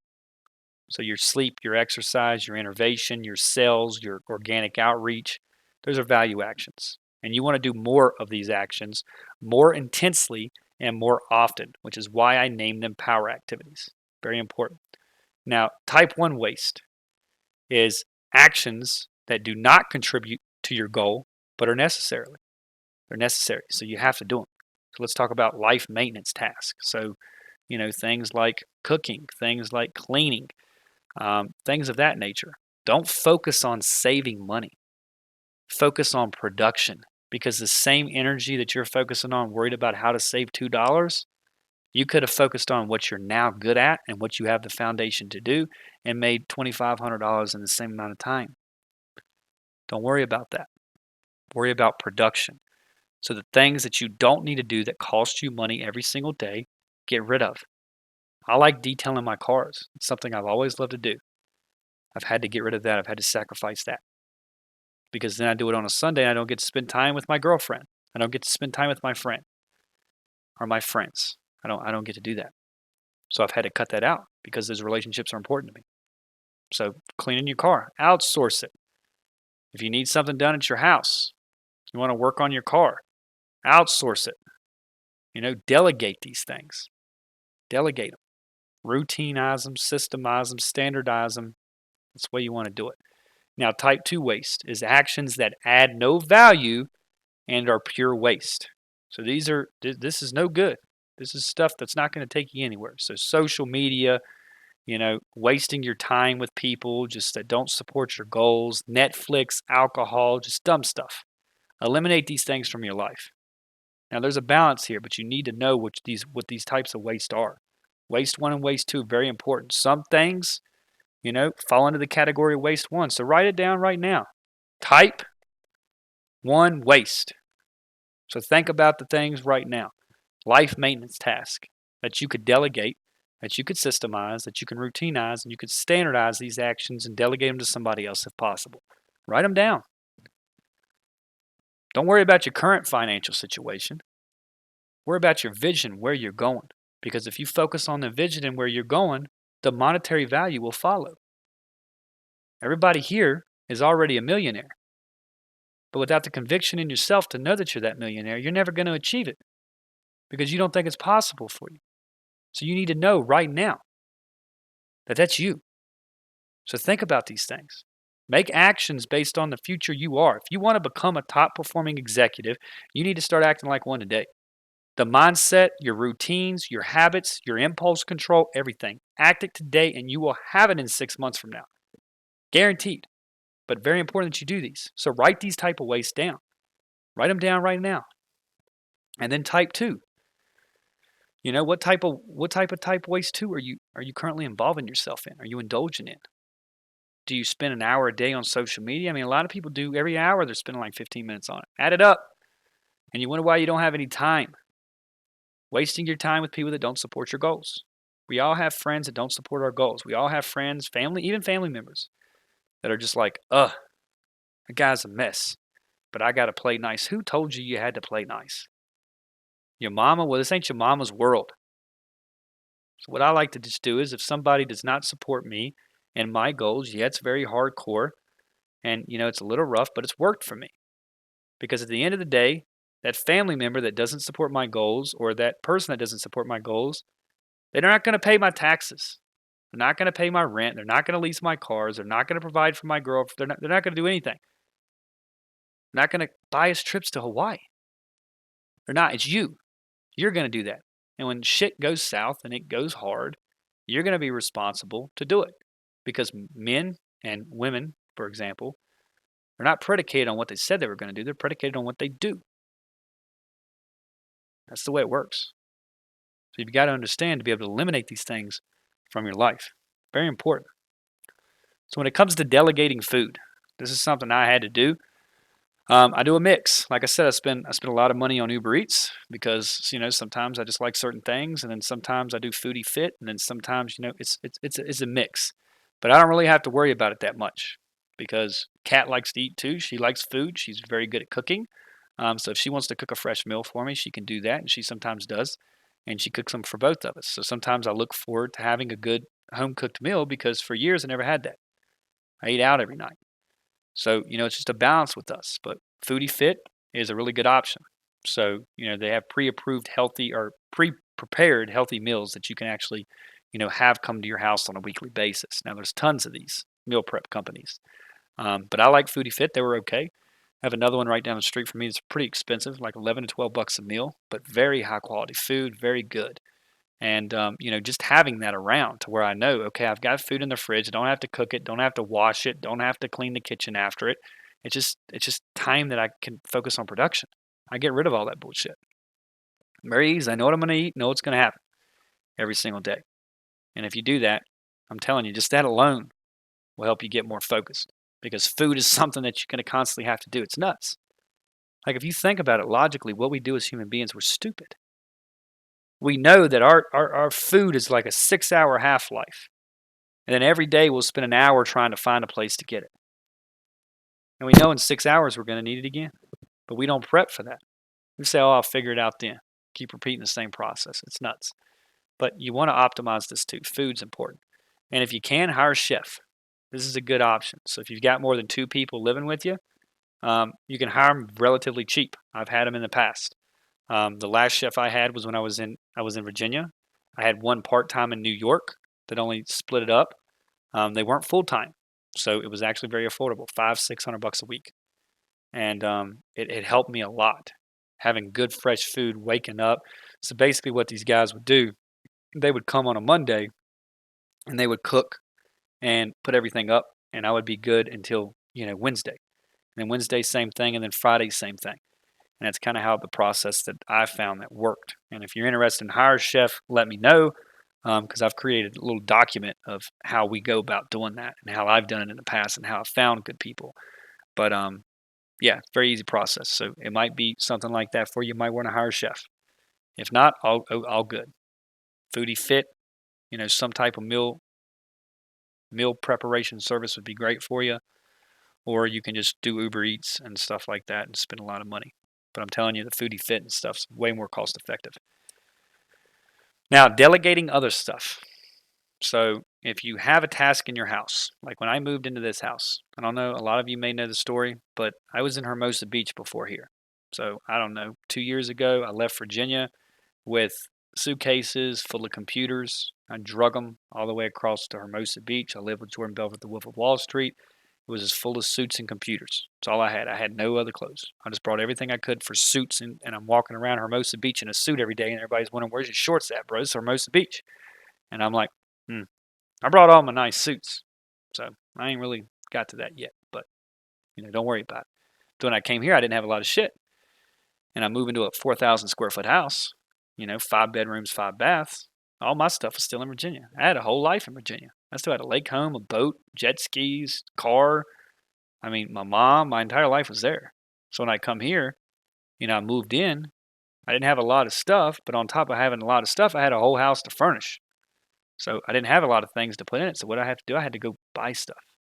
And then when I bought stuff, instead of being like a dumbass and trying to move it all myself and do all this lifting and hurting myself and do this, which could have took me weeks to set up, get all the stuff moved in, the furniture, this, that, hanging the stuff on, putting the desk together. Like, I'm not good with that type of stuff. I'm not a damn contractor. I don't know what I'm doing. So I just accept that and say, hey, instead of going out and trying to do it, let's hire somebody. So we called somebody. Man's name's Mario. Old Mario moves us. Got this big Russian dude, 7 foot tall. They're crazy. The little Russian guy was crazy, man. He's wide open. He wasn't little. He's 7 foot tall. And he could pick stuff up. He could pick a bus up. He won some strongman competition, I don't know, but it was crazy. And they moved our whole house, everything. All of our furniture, set everything up. So then Mario told me to call him if I need anything. And I said, great. So when all my furniture arrived, the rest of the stuff that we ordered, the desk, everything, computer chairs, all that stuff, things we needed to hang up, I wasn't going to go poke holes in walls and try to hang shit up. I called him, gave him $300 for the day, and he fixed everything in like 2 days. Most people would have just said, oh, I'm going to figure it out myself. And it would have took them 2-3 weeks to do it. And they'd have been frustrated in a bad state trying to put together a desk that's glass that you can't, it's hard to do. Just be smart and know. So hire task-specific contractors on demand. If you need something around your house, just do it, man. It'll save you money. You're already a millionaire. Now you're just missing the work. So go do the work. Focus on the production. You're going to be there. Hire people if you need to where you can focus on the production. Second thing, I like a maid and I like an assistant. The way my payroll's set up, I have multiple stuff. So I have like just an assistant. Like I pay my mom $5,000 a month just to do my books. So she does all of my QuickBooks for my CPA. I've been paying her that for like 4 years. And she does it constantly. So I have different people, but you can also do this virtually. Like once you guys do well, I'm going to teach you how to recruit and build a team around it. But there's some things you can do. You can just hire a VA, like virtual assistants. Find somebody in India that understands English to an extent, which I can show you how to do. And I've built my entire company around VAs, entire business, whole thing. So you can do the same thing, but you want a personal maid. If you can get a personal maid, yeah, you may not be able to afford it right now, maybe not be in your budget, but that's great. Just do the work, focus on the work, and you'll get it. But there's no point in you having to clean a whole house. Like if I clean this whole house, it'd take me 8 hours. It's a long process. It'd take me a long time. So if you can outsource that, outsource it. And an assistant, if you need an assistant, get one. I used friends to find my actual maid, but you can also use Craigslist. Like, there's a lot of people on Craigslist that are actually solid. And there's some that not. So you want to screen them. But I wasn't going to let somebody personally come into my house where I have 30 to 50 grand sitting around all the time in different places and have them clean my home. So I asked a reputable person, hey, who cleans your house? And they said, this person does. Is she reputable? Yes. Cool. I left $5,000 on my counter the first time she came over on purpose, left it there, and then I threw like $100 bill in like a closet or something where it was like hanging out. It just looked like I dropped it. Didn't pick it up. She picked it up and put it right back and put it right on my counter and put a little sticky note beside it and say, hey, you dropped this. I knew right there she was good for me. So that's how I chose mine. Now, let's talk about standardizing and creating protocols of operation. So when it comes to standardizing, it's when we identify a best place for completing a task and we set it as the standard. Very simple. So let's talk about human civilization. It's built on layers of standardization: time, measurements, law, languages, and money, etc. So without standards, there would be no order and everything would be chaos. I mean, let's just imagine trying to go buy food, and then every place that we tried to purchase food from had its own currency, its own language, its own unique hours of operation. It would be impossible. Sounds like Chinatown in New York City. It's nuts. It's hard. It's complicated. It's weird. So you want to standardize your life. So identify the things that you do every day on a daily, a weekly, a monthly, and a yearly basis, and routine schedule them. Have a schedule set up. Optimize it, man. It's not hard to do. So my personal examples of every Sunday, I spend time with my girlfriend. I don't work at all. Don't reply to texts, don't reply to messages, don't reply to emails. Don't reply to anybody. And every night, I finish work by, let's say, 10, sometimes 11. It really just depends. And I hang out with her. And we like to take 4 vacations a year, which is every 90 days, even if they're work vacations. Not all of them are elaborate like this Hawaii trip. Some of them I spend 30 grand in a week. Some of them I spend, not that much. It just really depends. But sometimes it's nice to set up a different zone, like a little trip to LA, get an Airbnb, sit down, go by yourself, get some quiet time, spend some time with you, change the environment and just focus. Take a little work trip and just say, hey, I'm going to go spend the weekend over here. I'm sorry. I hope you understand. I want to spend a little time on me and getting my head together, and go do that. Simple as that. That could be considered a workation or a paidcation, because if you do those enough, you're going to get paid on them. So, try that. And by setting these standards, for example, no one needs to ask me when we're going to do something. It's all planned out. Like, communication is one of the most inefficient things in this world. Like, just take all the time that you're replying to people, answering the same questions that you just covered. It's a waste of time. There's no point in doing it. It's taken away from your goals because you're putting time into things that you've already answered. So if somebody's constantly asking you a question about something, you're like, okay, is this providing me closer to my goal or away from my goal? So you've got to understand that, and you've got to plan that out. So around my place and around my life, everybody knows everything. Like, we're all on the same page. We're going to take a vacation every 90 days. Here's what our daily regimen is. Here's what's required. Here's what we're going to do. Everything. My mom knows it. Everybody around me knows it. Anybody in my inner circle knows it. And I don't get out of it, no matter what happens. I stay in it. And we all know exactly. I don't have to talk to Kat about a vacation. She knows, because she plans them. She knows the whole process. And she's very good with this too.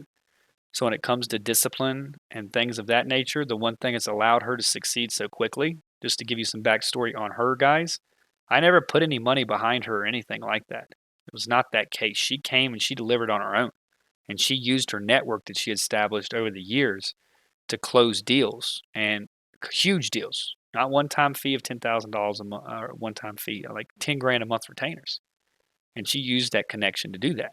But the real skill with her is she did not know everything. She was not very knowledgeable in marketing because she was just starting.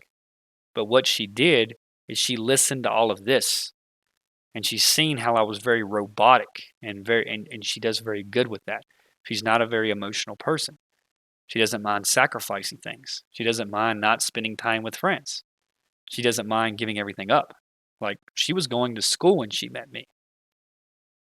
Going to school full time and working for her parents' wealth management firm. She quit that and quit school, dropped everything, and said, I'm going to go master this. People said, why? And they're like, she just said it was a decision I wanted to make. And I didn't have to convince her. I didn't promise her an income. I didn't promise her to do anything. She did it on her own. She's seen the vision. She knew where we were going. She's seen this. She wanted to spend all the time with complete extreme focus on learning this because she knew what was required. I spent a year and 8 months getting to this point with nothing, eating shit. I mean, eating pizza every day. Like, my life wasn't always perfect. And some of you guys have sacrificed in the past, and some of you guys know what the actual grind's about and going through that process, but I wish that on nobody to go through what I had to go through to get here today. It was not easy. But aligning yourself with the right people and learning from other people's mistakes is how you do it. But that's where Kat's been able to thrive because she knows these things. She's robotic too. She's productive. She gets shit done. And that puts herself from everybody else. She's very young. And all of her other friends are doing dumb shit. And she's making more than them or their parents. Just off of revenue. Just off of recurring deals and commissions that she's closed. And you guys can do the same thing. So let's talk about more examples of standardizing. Now, I know this training's gone on for a little bit. So let me make sure. I want to check in with you guys. Unmute your mic. Are you enjoying this so far? Is everybody still with me or are we asleep? Here with you, I'm brother. wide awake. Still here. Loud and clear. You enjoying it? Still here. For Hell sure. yeah. All right, good. Taking it all in. Good, guys. And I'm going to give you some resources to actually use with this, but let's continue. Good. I'm glad everybody's here. So, all right, let's talk about more examples of standardizing. So, communication. My company, my family, my fiance. We're not married yet, but I call her my girlfriend sometimes, and I call her my fiance. So, y'all just have to deal with that. But sorry, Kat, I'm confused myself. But again, I'm not good with communication.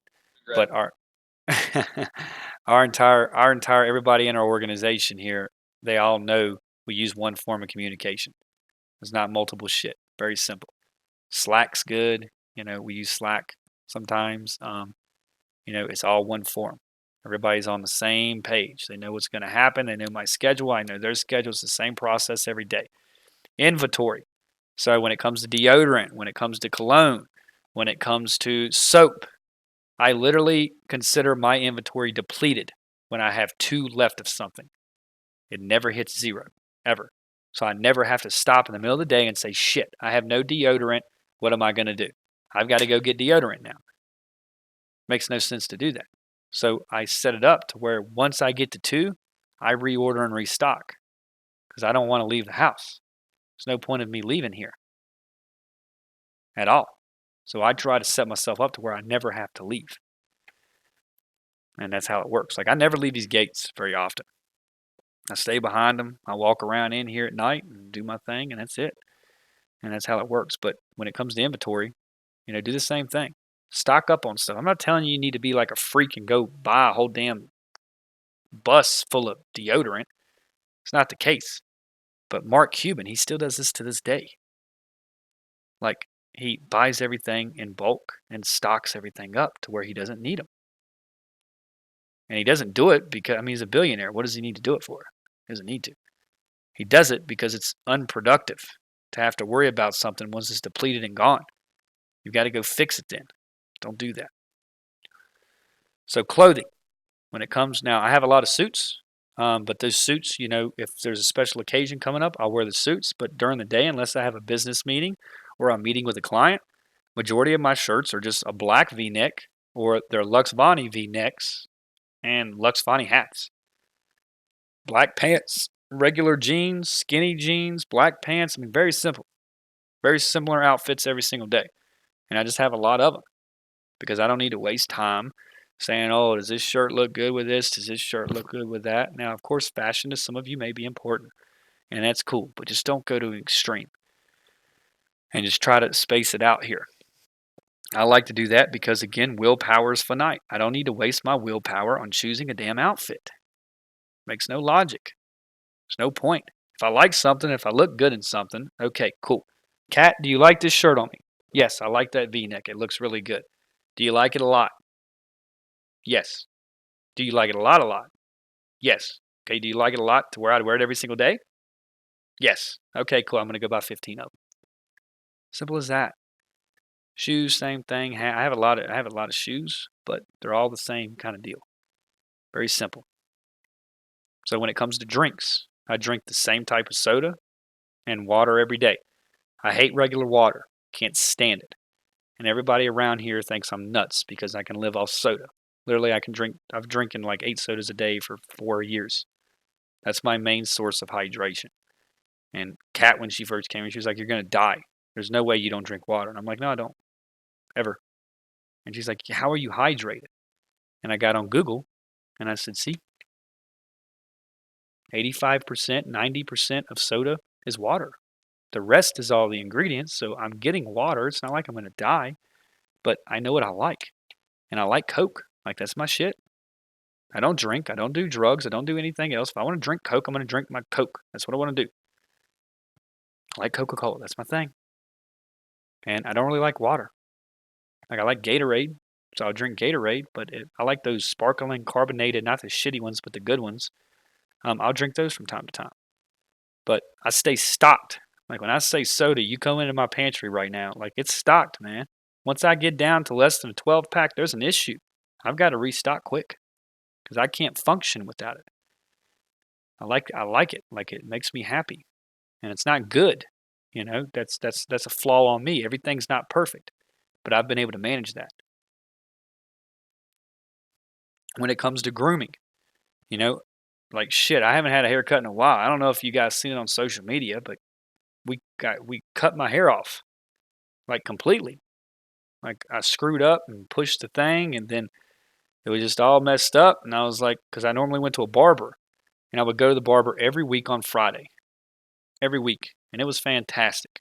Go in there, get the whole face deal, good time, good conversation. I enjoyed it, but I noticed it was a waste of time, so I had to cut back. And of course, Kat can cut hair. She was a cosmetologist prior, so I was like, hey, you cut my hair, cool. But then I screwed it up myself, and then she had to try to fix it, and it was just so bad after I messed it up. We just had to cut the thing off, and I was bald. I looked like a naked mole rat. But it doesn't matter because I don't leave the damn house. So even at this point now, I get my hair cut like once a month. It doesn't really matter to me. Facial hair, like right now I have a beard. I've never had a beard. But, you know, if you're going to do it, and when I don't have a beard, I just trim it up 1.2 or whatever. It's the same thing every day. It's not that complicated. I'm not trying to, you know, it doesn't take any time for me to do. And the next thing is one of everything. I try to have like one of everything. So bank account, debit card, email, phone, websites. LLCs, you know, is a mess for me. I have multiple LLCs, multiple S corps, multiple things all over the place. So, you know, it's complicated. But the rest of everything else is pretty simple. Credit cards, I got a lot of those. But, you know, for the most part, I try to keep one of everything. And you should too. Default responses. Now, this is important. So I've got this thing called default responses. And majority of the times, you know, it's no. So if somebody asks me to go on a podcast or do an interview, my default reply is no. Very simple. No, no, no, no, no, no, no. Because I did the yes, yes, yes, yes, yes thing for years, and it just put me in bad situations all the time. I'd say, yeah, I'll do that. Yeah, I'll do that. Yeah, I'll do that. Then I looked, and I was just this person who said yes all the time that was emotional and couldn't say no. And then by me saying yes, it caused this big damn thing, a momentum of just shit to happen to where people were taking advantage of me or people were in my environment that I didn't like in my environment. And I'd say, hey, you can come stay with me for 6 months. No biggie. You need a place to stay. And then it's no good. So just say no. No's great. Like, just say no all the time. Can I borrow $5,000? No. Why not? No. Why not? No. Because I said no. Simple as that. In a discussion, dude. I'm your friend, but I'm not a bank. Simple as that. Because right now, I don't know if you guys know, have heard me talk. I have $200,000 on the street that's owed to me right now from multiple people. That's what did for me. Like, I'm bad about that. I am very generous.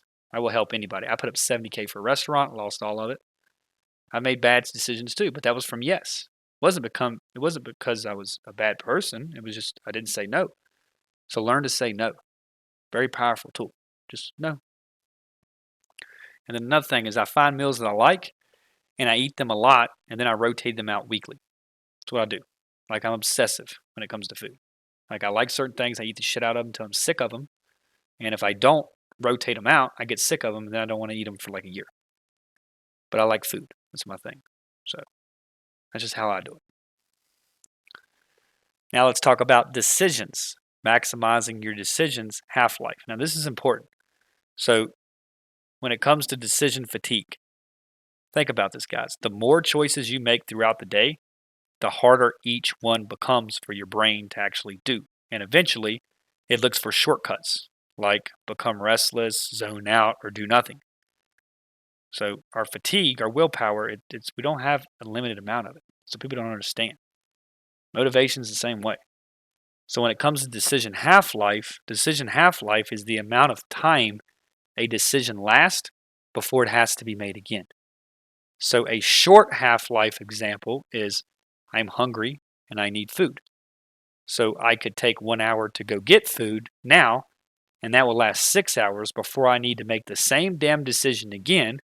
One decision, 1 hour, 6-hour half-life. Doesn't make any sense. Why would I do that? That's a short half-life. I'm having to make the same decision over and over, which is a waste of time, waste of willpower. Like, it's okay if it's on your phone and you just click and say, okay, I want Uber Eats, boom, boom, boom, bam, done. Go on about your day. Didn't require that much time. But if you cooked a meal, cleaned up after it, put the stuff in the dishwasher, it takes time. And then a long half-life example is I'm hungry and I need food. So what I'm going to do is I'm going to take 1 hour right now to go find a chef, and then they're going to make lunch for me plus dinner for me for years. One decision, 1 hour, 3-hour half-life. See how simple that is? That's how I make decisions every day. Very simple. You don't need to overcomplicate it. Does it take you closer to your desired situation? Yes or no? Yes, okay, do more of it. No, don't do it at all. Very simple. Now, it's all about throughput. So, quick recap. Here's what we've covered, and we've covered a lot of information, but the most important parts here is setting your vision, your mission, your principles, and then reverse engineering them back to the current day so that you can optimize yourself, your actions, and your behavior in the most efficient and effective way possible. Simple as that. So when it comes to throughput is clearly defining the goal, defining the best actions to achieve that goal, and then executing it intensely and consistently over a long period of time with relentless, never-ending improvement and efficiency. And throughput equals continuous flow of intense, deliberate action. Simple as that. That's all you got to do. That's what the whole deal's about. And that's what you're going to have to do. You need to find your mission, your principles, and your value, your morals, what you stand for. Find those. Find where you're looking to go, and then set a long-term plan. Do not worry about instant gratification. Worry about long-term gratification. If you get addicted to long-term game, you will win because everybody else quits. They don't get the instant gratification. Oh, this doesn't work out. Oh, I need this. Or, oh, I need this. Or, this just isn't a good opportunity for me. Okay. Why is it not a good opportunity for you? Oh, I just think this is not good.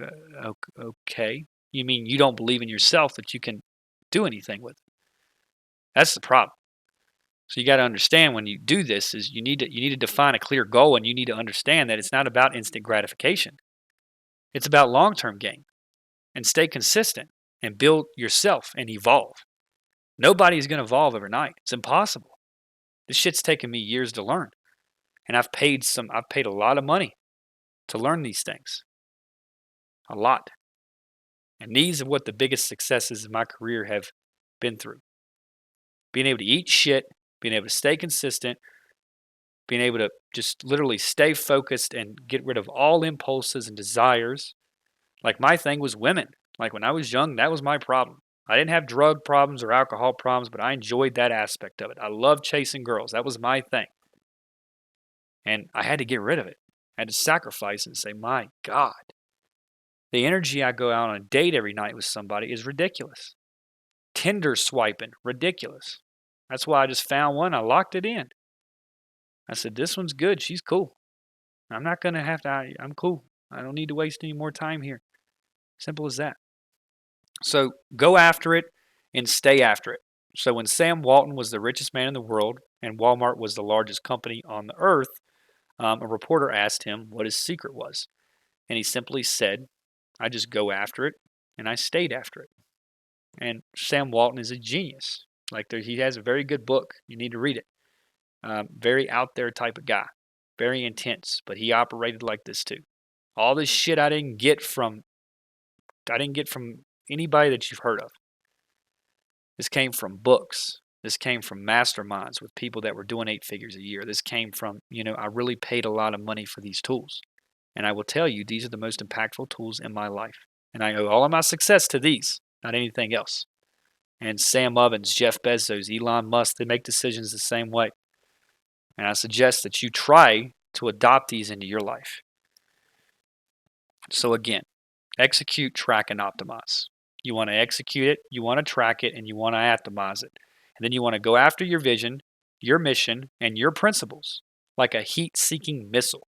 And you want to make sure that you're executing value actions daily, tracking your progress, using the tools that I'm going to provide you with, measure your progress towards your goals and against your baseline, and then optimize them by removing waste and doing more of what works.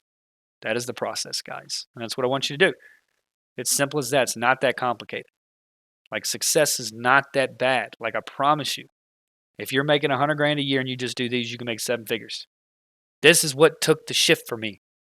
This is what it was. It was none of the funnel shit. It wasn't about the copy, the headline, the Facebook targeting, the ads. None of that. It was this. This is what did it for me. When I mastered this and understand how to master productivity and how to run my day instead of letting it run me, that is when my income quadrupled, went 4x, 5x. It was nuts.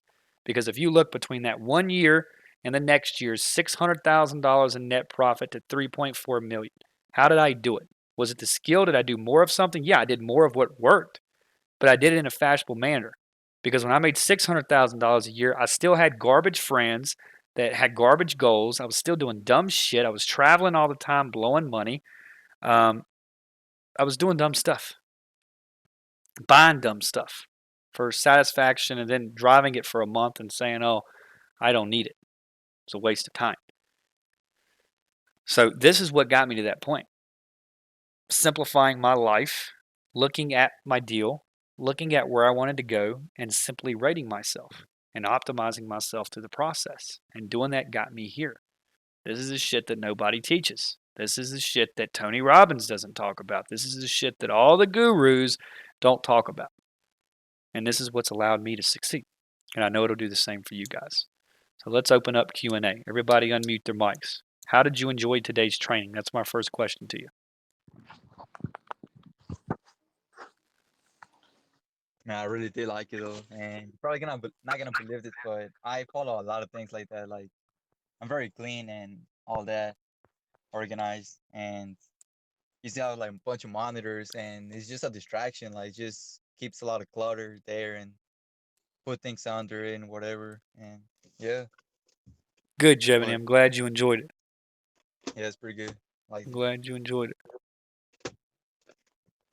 Who else? Who else wants to give me some feedback? What is the big thing you took away from today's training? Let's start with that. I'm gonna start calling on people. I guess I could start. I guess I didn't really realize how much you can actually just do from home as opposed to just leaving. Like how you mentioned, it's something so simple as just stocking up extra on like deodorant and whatnot, rather than having to leave the house and go get it. Like I kind of did that a little bit with my car. Like I've got a massive stockpile of just about everything I could need. I could live out of my car for the next 2 weeks and be fine, aside from having to go to the bathroom, but that's about it. And I don't know why. I kind of feel really dumb that I haven't really applied that for my house as well. Because I don't really leave my house very much anyways to try and constantly work on something at least. And when I do leave, I kind of get almost a little bit of anxiety because, you know, a lot of my friends, because, you know, like I said, I'm 21, so a lot of my friends are constantly wanting to go out. And as soon as we go out, they're like, you know, I really want to meet with you. I want to go get lunch, talk business. We go out there, talk for a few minutes, and then when I'm ready to go back home and go back to work, they're just kind of wandering around with like nothing to do, and it's pretty much a big cause of some of the anxiety that I have with the people in my life. And when you said just say no and get rid of them, like that's probably going to be the hardest thing for me that I'm going to have to start practicing is just saying no. But that's good stuff though. It's been Of my just issue. just I'm, flat out saying no with no explanation. I'm glad you like it. I'm glad you enjoyed that part. It helped me a lot too. Costed me a lot of money. Thank God I lost my friends. So I had to. That's good, man. That's good. I went to the same place. Josh Mills, what's one thing that you took away from today's training that you see value in?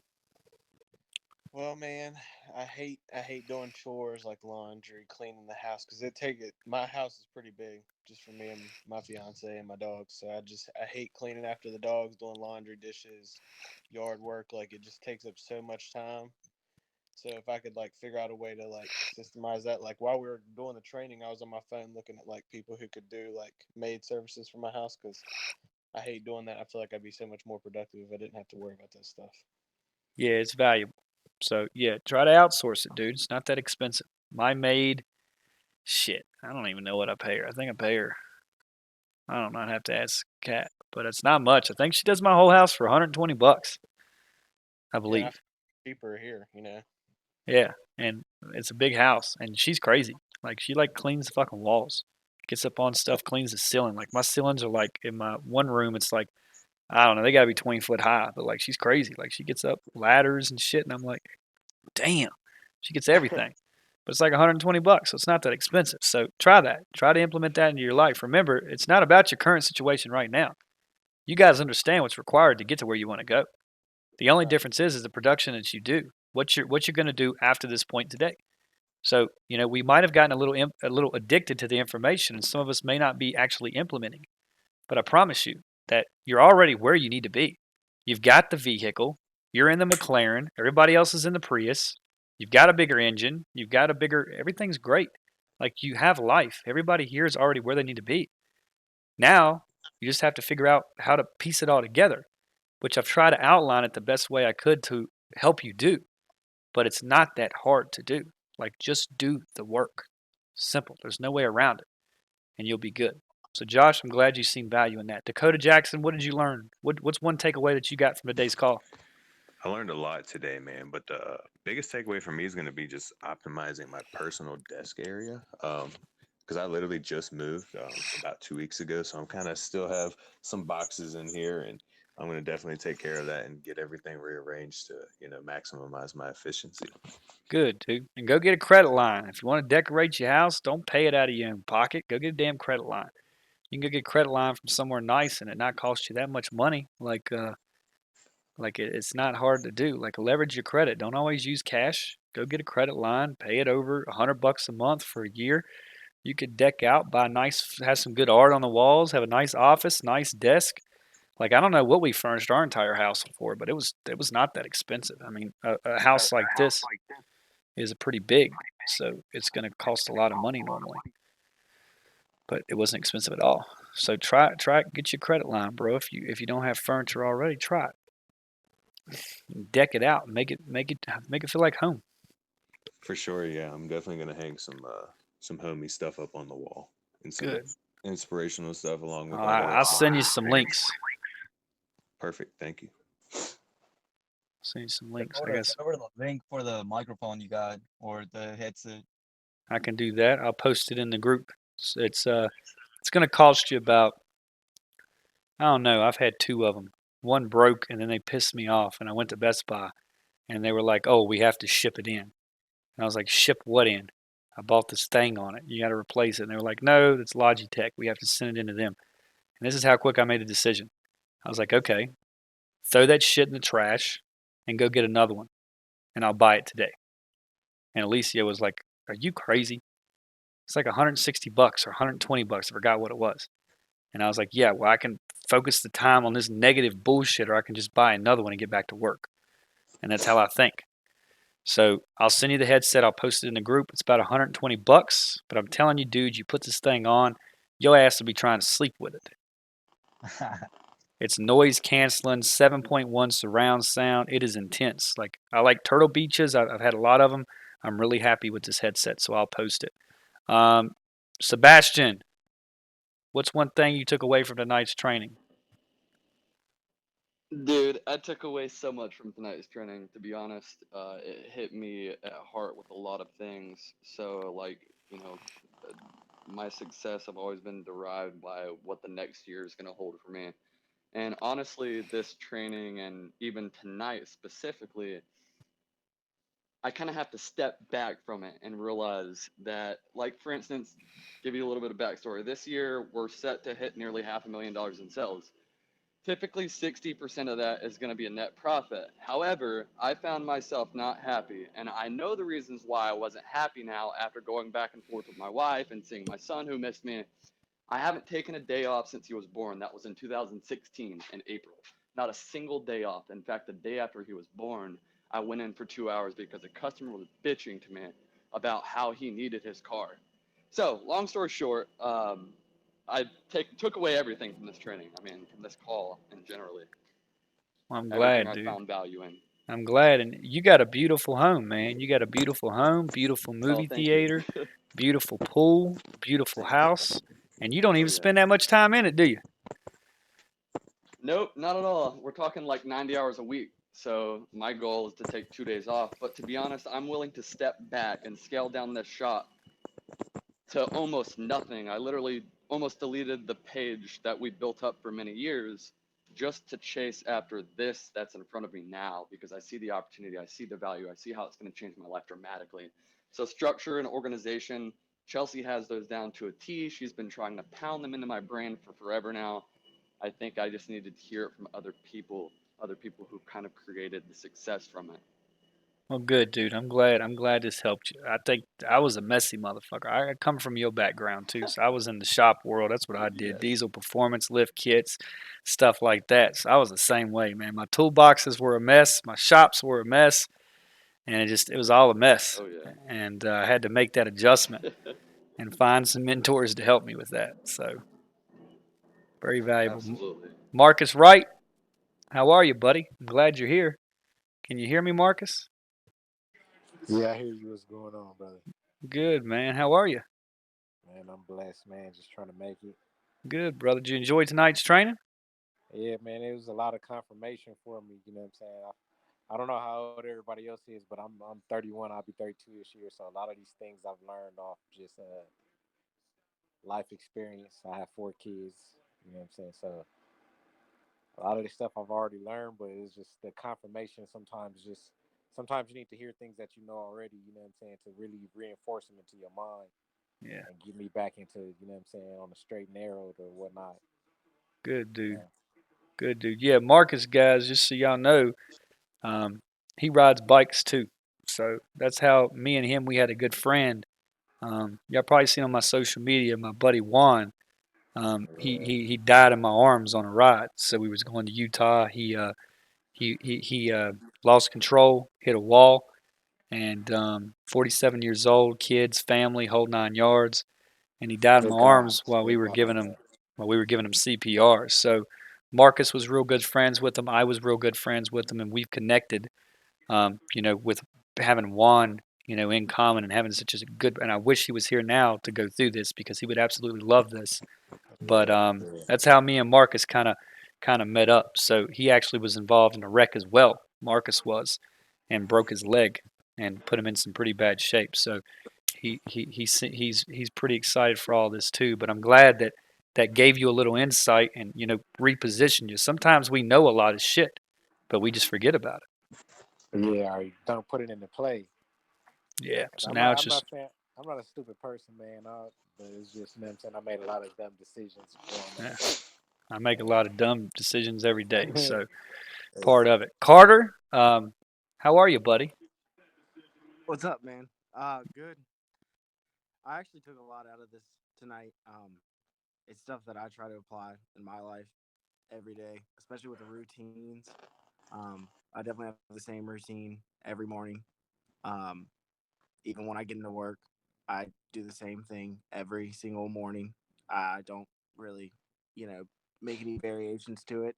I feel like my day's kind of off if I do. One thing I really took away, I guess, was delegating. I find myself like throughout the day doing things that I'm kind of like, why am I wasting my time on this? Um, but for example, today I realized, and it's kind of funny that we had this. This was part of the chat tonight. Uh, I delegated stuff all day.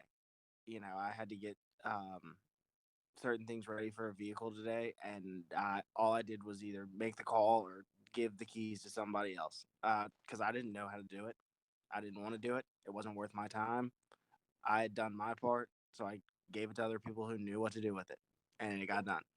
And it gave me a lot more time to focus on the things I had going, other than worrying about something that wasn't getting me anywhere.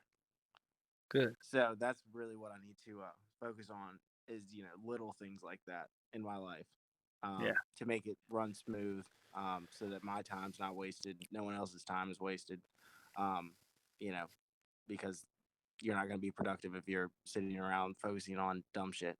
Yeah. Sometimes it's good to let go, man. Sometimes you got to learn to do it. And, it's hard to do. Definitely when you're in control of everything and you're used to being in control, like Sebastian with his shop and everything. I mean, I've been in his shoes and you're a perfectionist. You want to do things a certain way and they got to be done a certain way. And then you don't let go and you don't spend time training somebody or you try to and they're bad people and you lose them and shit happens. And there's going to be people that are with us now that have every resource and everything that they need to succeed. They have everything right in front of them, but they're going to take a different course, and that's just part of life. But the one thing is sometimes it's good to let go and try to put your faith in somebody else and delegate a little bit so you can focus on the things that make revenue and make you income. But I know with the fact with everything that we've done up to this part as far as training, I feel like all of you, do you guys feel like you have majority of the resources you need to earn $250,000 to $500,000 this year? Yeah. Yes. 100%. Absolutely. Yes, sir. Absolutely. Yep. Good. Very important. I'm trying to Do figure you out. want to go over the LinkedIn? Oh, yeah. Go ahead, Nathan. We didn't mean to cut you off. Go ahead, buddy. Oh no! I was just saying. I'm gonna have to set the phone down. I'm unplugging my monitors right now. I'm dropping it down to 1. After hearing that, I was like, "Oh, you're right. I don't need this." So Yeah. that's all good. Oh, good. So one thing that we can do, I wanted to tell y'all about this. I don't know why I didn't think of this ahead of time, but this is going to be very important. I don't know why I didn't do this. So on LinkedIn, I'll post it in the group. This is what we're going to do. I'm going to post my LinkedIn in the group. All of you guys write me a review. And then I'm going to write all of you guys a review back, a recommendation back. And then once we complete it with me, we'll then do Dakota Jackson's. And then we'll do it. Everybody will do Dakota's. And then all of a sudden, Dakota Jackson, he'll go do everybody else's. You see what I'm getting at? And then what's going to happen is it's going to compile of basically, so everybody gets a review from everybody. You see what I'm doing? Yeah, should you just put the list of names on the group, like number them? Yeah, we can do that. And then we'll just go one after another. And literally, Everyone put their link up there. oh, the link's fine. That would be good too. I'll make a post and then everybody put their comments to the LinkedIn below and let's all do that. So we'll do mine and then I'll do yours and then I'll act like in the recommendation I'll be from the employer standpoint. As an asset to the company, that'll look great. And then each person will then go in and do it too. And then you'll all have, like if we all did that, everybody would have like 15, 20 recommendations apiece, which is going to help with your organic outreach. Okay? Sounds good. So I'll post that in the group and we'll all start doing that over the next couple of days. But that'll look really good for you guys. Trust me, like 20, 30 recommendations is good. My LinkedIn, same thing. Like majority of my money or time really goes into Facebook. But I need to do the same thing. Like my last LinkedIn account got deleted and couldn't recover it. couldn't figure out how to do it. So one thing is don't give your passwords out and stuff ever. Definitely don't want to do that because that's what happened with me, and I lost that, and I almost lost one of my ClickFunnels accounts too by somebody just getting pissed off. So you don't want to do that. So learn from that mistake too. But yeah, we'll post that in the group, and yeah, dude, that'd be exciting. We'll get that posted, and we'll do that. And then I'm not going to give another training for a couple of days for one reason. I think that now everybody has the information. You guys have the foundation. Of course, we'll get into week 2, week 3, and all of that. But I want to give you time to execute and start setting up your calendars, your schedules, and really optimizing for peak performance. So I want you guys to start doing that. Now, I'm here to help you. So if you have questions, ask me them because that's what I'm here to do. I can't get back to them all the time, but I'll get back to them as quick as I can because, you know, it's all up to you. You guys are going to succeed. I'm here to help you do it. And that's the process. So that's what we need to do. So we need to get back to that. And then what I'm going to do is we're going to probably skip. Let me ask you a question. So the way the training's set up is it's 5 weeks. So we've really completed week 1, but week 1's like 8, 9 damn days. So it's not even a week, but either or, you get the point. Would you guys want me to go in to a bunch of marketing content and teach you about marketing, which you're really not going to need to know first?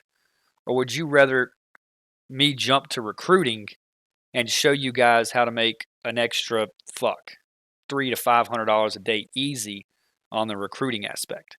Which ones would you guys prefer me to teach first? I vote for more the analytical marketing side of things because that's the only thing holding me back from actually reaching out more organically to people because I feel like they're going to stump me, and maybe I could speak for other people. They're going to stump me on certain questions that I don't know how to answer. Okay. I agree because that would make you sound Yeah, more I'm with that too. buddy. All right, cool. So we'll do that. I'll start building that out, and then once we do that, we'll do the recruiting aspect at the end because I want you guys to get the thing perfected first to where you can do it on your own. But on the recruiting aspect too, I'll show you how all that works. You can do so just from the call volume. You can do 3 to. I mean, we already talked about this. Real easy from me. I'm gonna give you like 5 leads a day, and that's $500 a day. And then you can do another shit. You can do it in the 6 or 7 if you do the organic right, which is easy. And if you add the recruiting aspect to it too, you can basically almost guarantee, like if you did your power activities for like 4 to 5 hours a day every morning, like I could almost guarantee you an extra $500 a day on the recruiting aspect. Like it's that easy. Like it's not complicated at all. And I'll show you how to start staffing up to set yourself up to where you can delegate and scale around it. But we'll get into that. But I'm glad that that's what you guys want to do. So we'll get into more of the marketing stuff. Give it a couple days to where everybody, I want you guys to get to work and start, focusing on implementation, not information. And we'll get back to this and we'll do more of this soon. So does anybody have any questions for me? I just have one question. So the Calendly, you got everybody's accounts to where like the Stripe account and everything on there is ready to accept payments. Yes. Who's that talking right now? Mr. Mills. Oh. Yeah, Josh. I'll show you the ones I got done. This motherfucker. Let me show you what I got done. I think I looked at one point and it said that I didn't have any payment. You didn't have what? Like I clicked on there and it said that I didn't have any payment information. So I don't know if that meant for like me trying to. I assume that. Let me see. I'll show you right now. So here's the ones that are all done. Now, if I don't have yours done, it's because 1, you haven't gone through all the training, and 2, the Calendly details you provided weren't correct, or there's 2-step verification and it makes you want to verify it on your phone or something like that. But here's everybody's that I have completed. So Josh, if I go to yours, this is how you tell. Somebody replied to me and said, "Oh, my initials are on the bottom of the page. How do I know it's mine?" My apologies on that, but very simple. So all you need to do is opt in, and you can tell whose Calendly is on there. So like Josh's, for example, if I click his link and I go to his funnel, I go right here, I click this, I opt in, and then of course the webinar starts, But then all I have to do is try to exit or go to the refresh page, and that's how I know. So there's Josh Mills. So his color needs to be changed. So Josh, I need to fix your color. For some reason, the color on your Calendly, everybody else is the same. Your branding's there too. So I might have not instructed how to get rid of that on the thing. So that's probably my fault. But as far as everybody else, I think yours was the last couple I did, Josh. But if we look at everybody else's, like let's just do Gemini for example. Go here, opt in, and then go up here, and this box will pop up. See, his is all black. So Gemini, if you go to your settings in your Calendly, go to account settings, and then just go to settings on the right, you can remove that altogether. It says Calendly branding, you can just cut it off. But that's how you tell the funnel's his, because of course it's his name. And then when he goes through here and confirms it, boom, it accepts the payment. You with me? Cool. And then of course your automation, every person has their own automation, and then every person has their own email list. So if somebody comes into Josh's funnel, it's added to Josh's email list. So I know how many leads are coming in a day, how well he's doing on organic outreach. I know all that. And then I can then see, he can have that list and work that list. Any more questions, guys?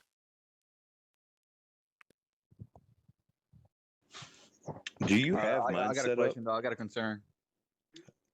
Yeah.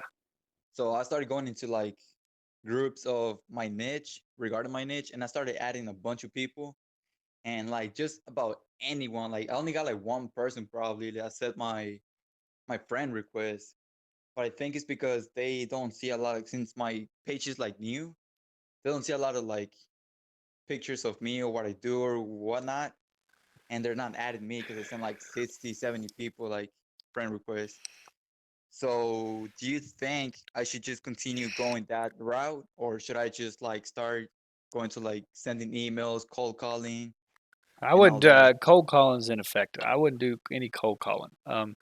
I would do the organic outreach, and I continue to do it. But that's what I was scared when you asked me about deleting your thing. I knew that was going to be an issue. So you can do it, and it'll work. But you need to post some content and get some pictures there to where when people look at you, you don't look sketchy. Right. You don't want to think Yeah, it's a there's new what I'm page. trying. Yeah, I'm trying to add like more content regarding my niche, and I'm gonna add like a couple pictures of me, Yeah, whatever. add as many as you can because you want it to look like, and I'll tag, A real person. I'll make some stuff and tag post for everybody that's on the team too, so those rank on your profile. But you wanna make it look good. You don't want to make it look like it's a new profile. Yeah, because I scrolled to like over 2,000 people to find like 60 of them, 70, and send requests to everyone, but like just one or two people, like not even two, like one person accepted. Yeah, that's odd. Very odd. If I did it right Keep now, in mind, keep in mind that consistency is going to be key as well. Obviously, as you've already talked about, Dakota, because I can tell Yeah, you guys, for whenever I we mean, slack on 60 people advertising to with like my one. business, it takes right? a while to kick in. Yeah. Yeah, I understand. Every day, like I don't even look at my phone. Like this is the first thing I did. Like went to run, came back, did this, and then I ate, and then yeah, I just kept going my day. Well, good. Dakota Jackson, what were you saying? I was just I didn't see. I was looking through my calendar. I didn't see if mine was finished up or not. But if not, what do I need to send you to get that finished? Did you send me the Calendly details? Yes, I did. All right. You got the Calendly details. Log in, and that's all I need. That's all I need. So I'll do yours tonight. Everybody else has got them, right? I think I have yours done. Hold on.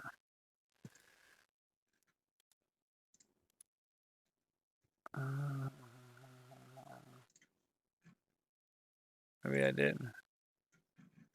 All right, I'll You're get fine. yours. And then I just had another question. I don't know if this is going to apply to anybody else, but my Facebook is pretty damn near maxed out.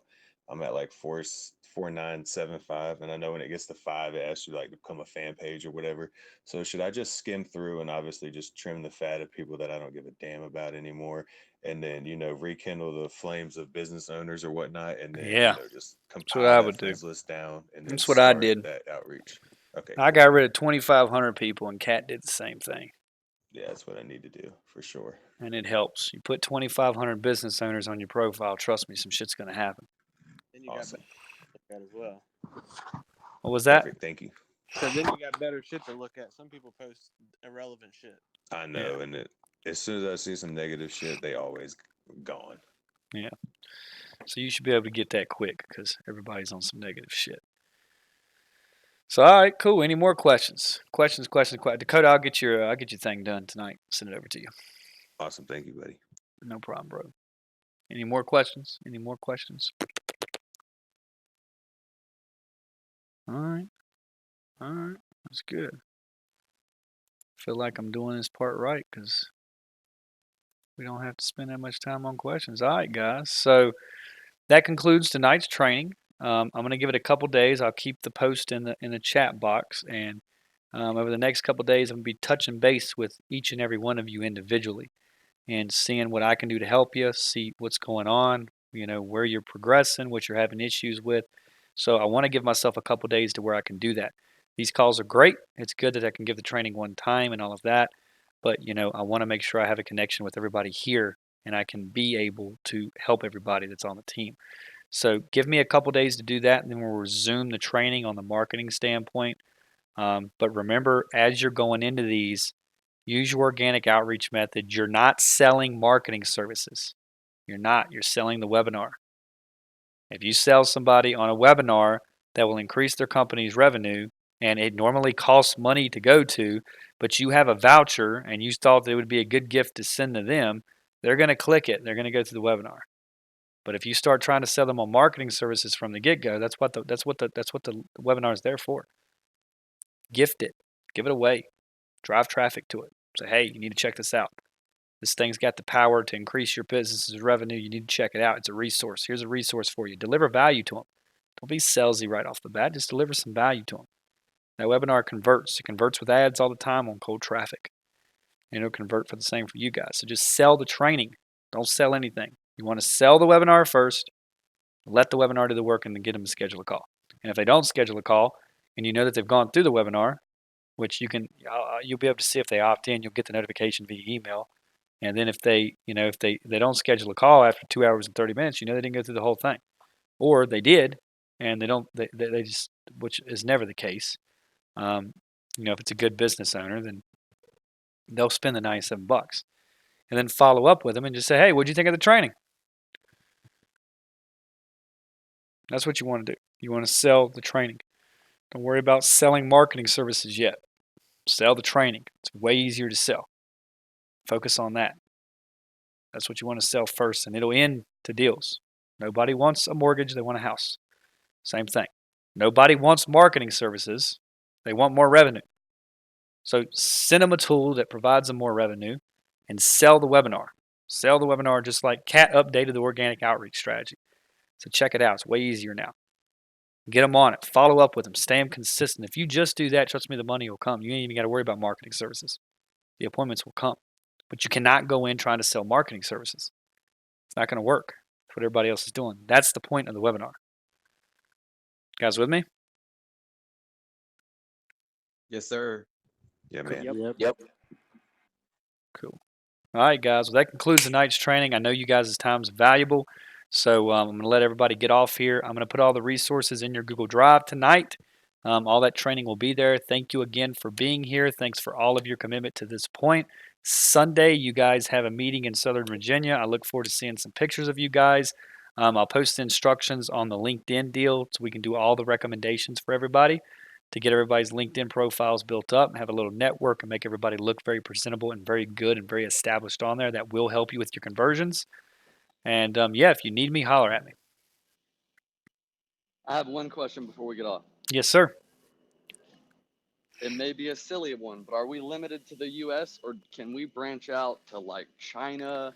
I mean, What I'm I just t- thinking of endless possibilities right what now. I tell people is in the business, I mean, in the U.S. alone, you got 27.9 businesses. So a lot of people that need help, and majority of them, if you know the statistics, 7 out of 10 business owners fail, or 8 out of 10 business owners fail. So that means only 2 of them end up winning. So majority of people are in the same boat. They don't have a predictable way to generate clients. They're working in their business, not on their business, and they can't scale, and they're on the verge of bankruptcy or on the verge of whatever it is. So, there's a lot of businesses here that can be helped, but if you have a network or you have like a client or a connection with somebody who happens to be overseas, then, use it. Use the connection and do what you need to do to provide the client with value and deliver them some value on the webinar and turn them into a client and help them get to where they want to go. You can do that. But if it was me, I wouldn't really focus on putting a shitload of resources on a lot of other places because there's so much help. I mean, there's so much people that need help here. They say master your local market and then you can master it nationally. So that's kind of how I think. So, I hope that answers your questions to some extent. Absolutely, it makes total sense. Yeah, so Thank that's you. what I would recommend. No problem, dude. All right, guys. Well, cool. That concludes tonight's training. I really enjoyed it. Let me know if you guys need anything whatsoever. And yeah, keep in touch with me over the next couple of days. I'm going to be touching bases with each and every one of you via phone.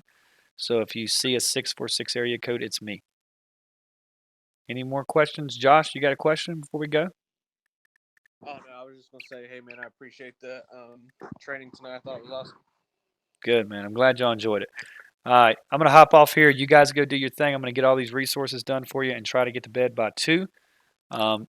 You guys have a good night, and I'll be touching bases with each and every one of you over the next couple of days. So I look forward to speaking to you soon. Let me know if you need anything. All right, good night. All right, thank you. Good night. Good night, guys. Nice See ya. Tesla, Sebastian. Dipping cars and this motherfucker. Time to get away from it, man. Oh man, this stuff is stressful. Let me tell you It what. is, You bro. I already know. know, though. You already know. I've been This there. place is a wreck right now. I got gallons in the back of the shop. Oh man. That's why I got the Good hell lord. out. I got the Get hell the hell out. out of it.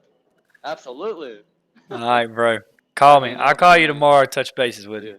All right, man. Bye.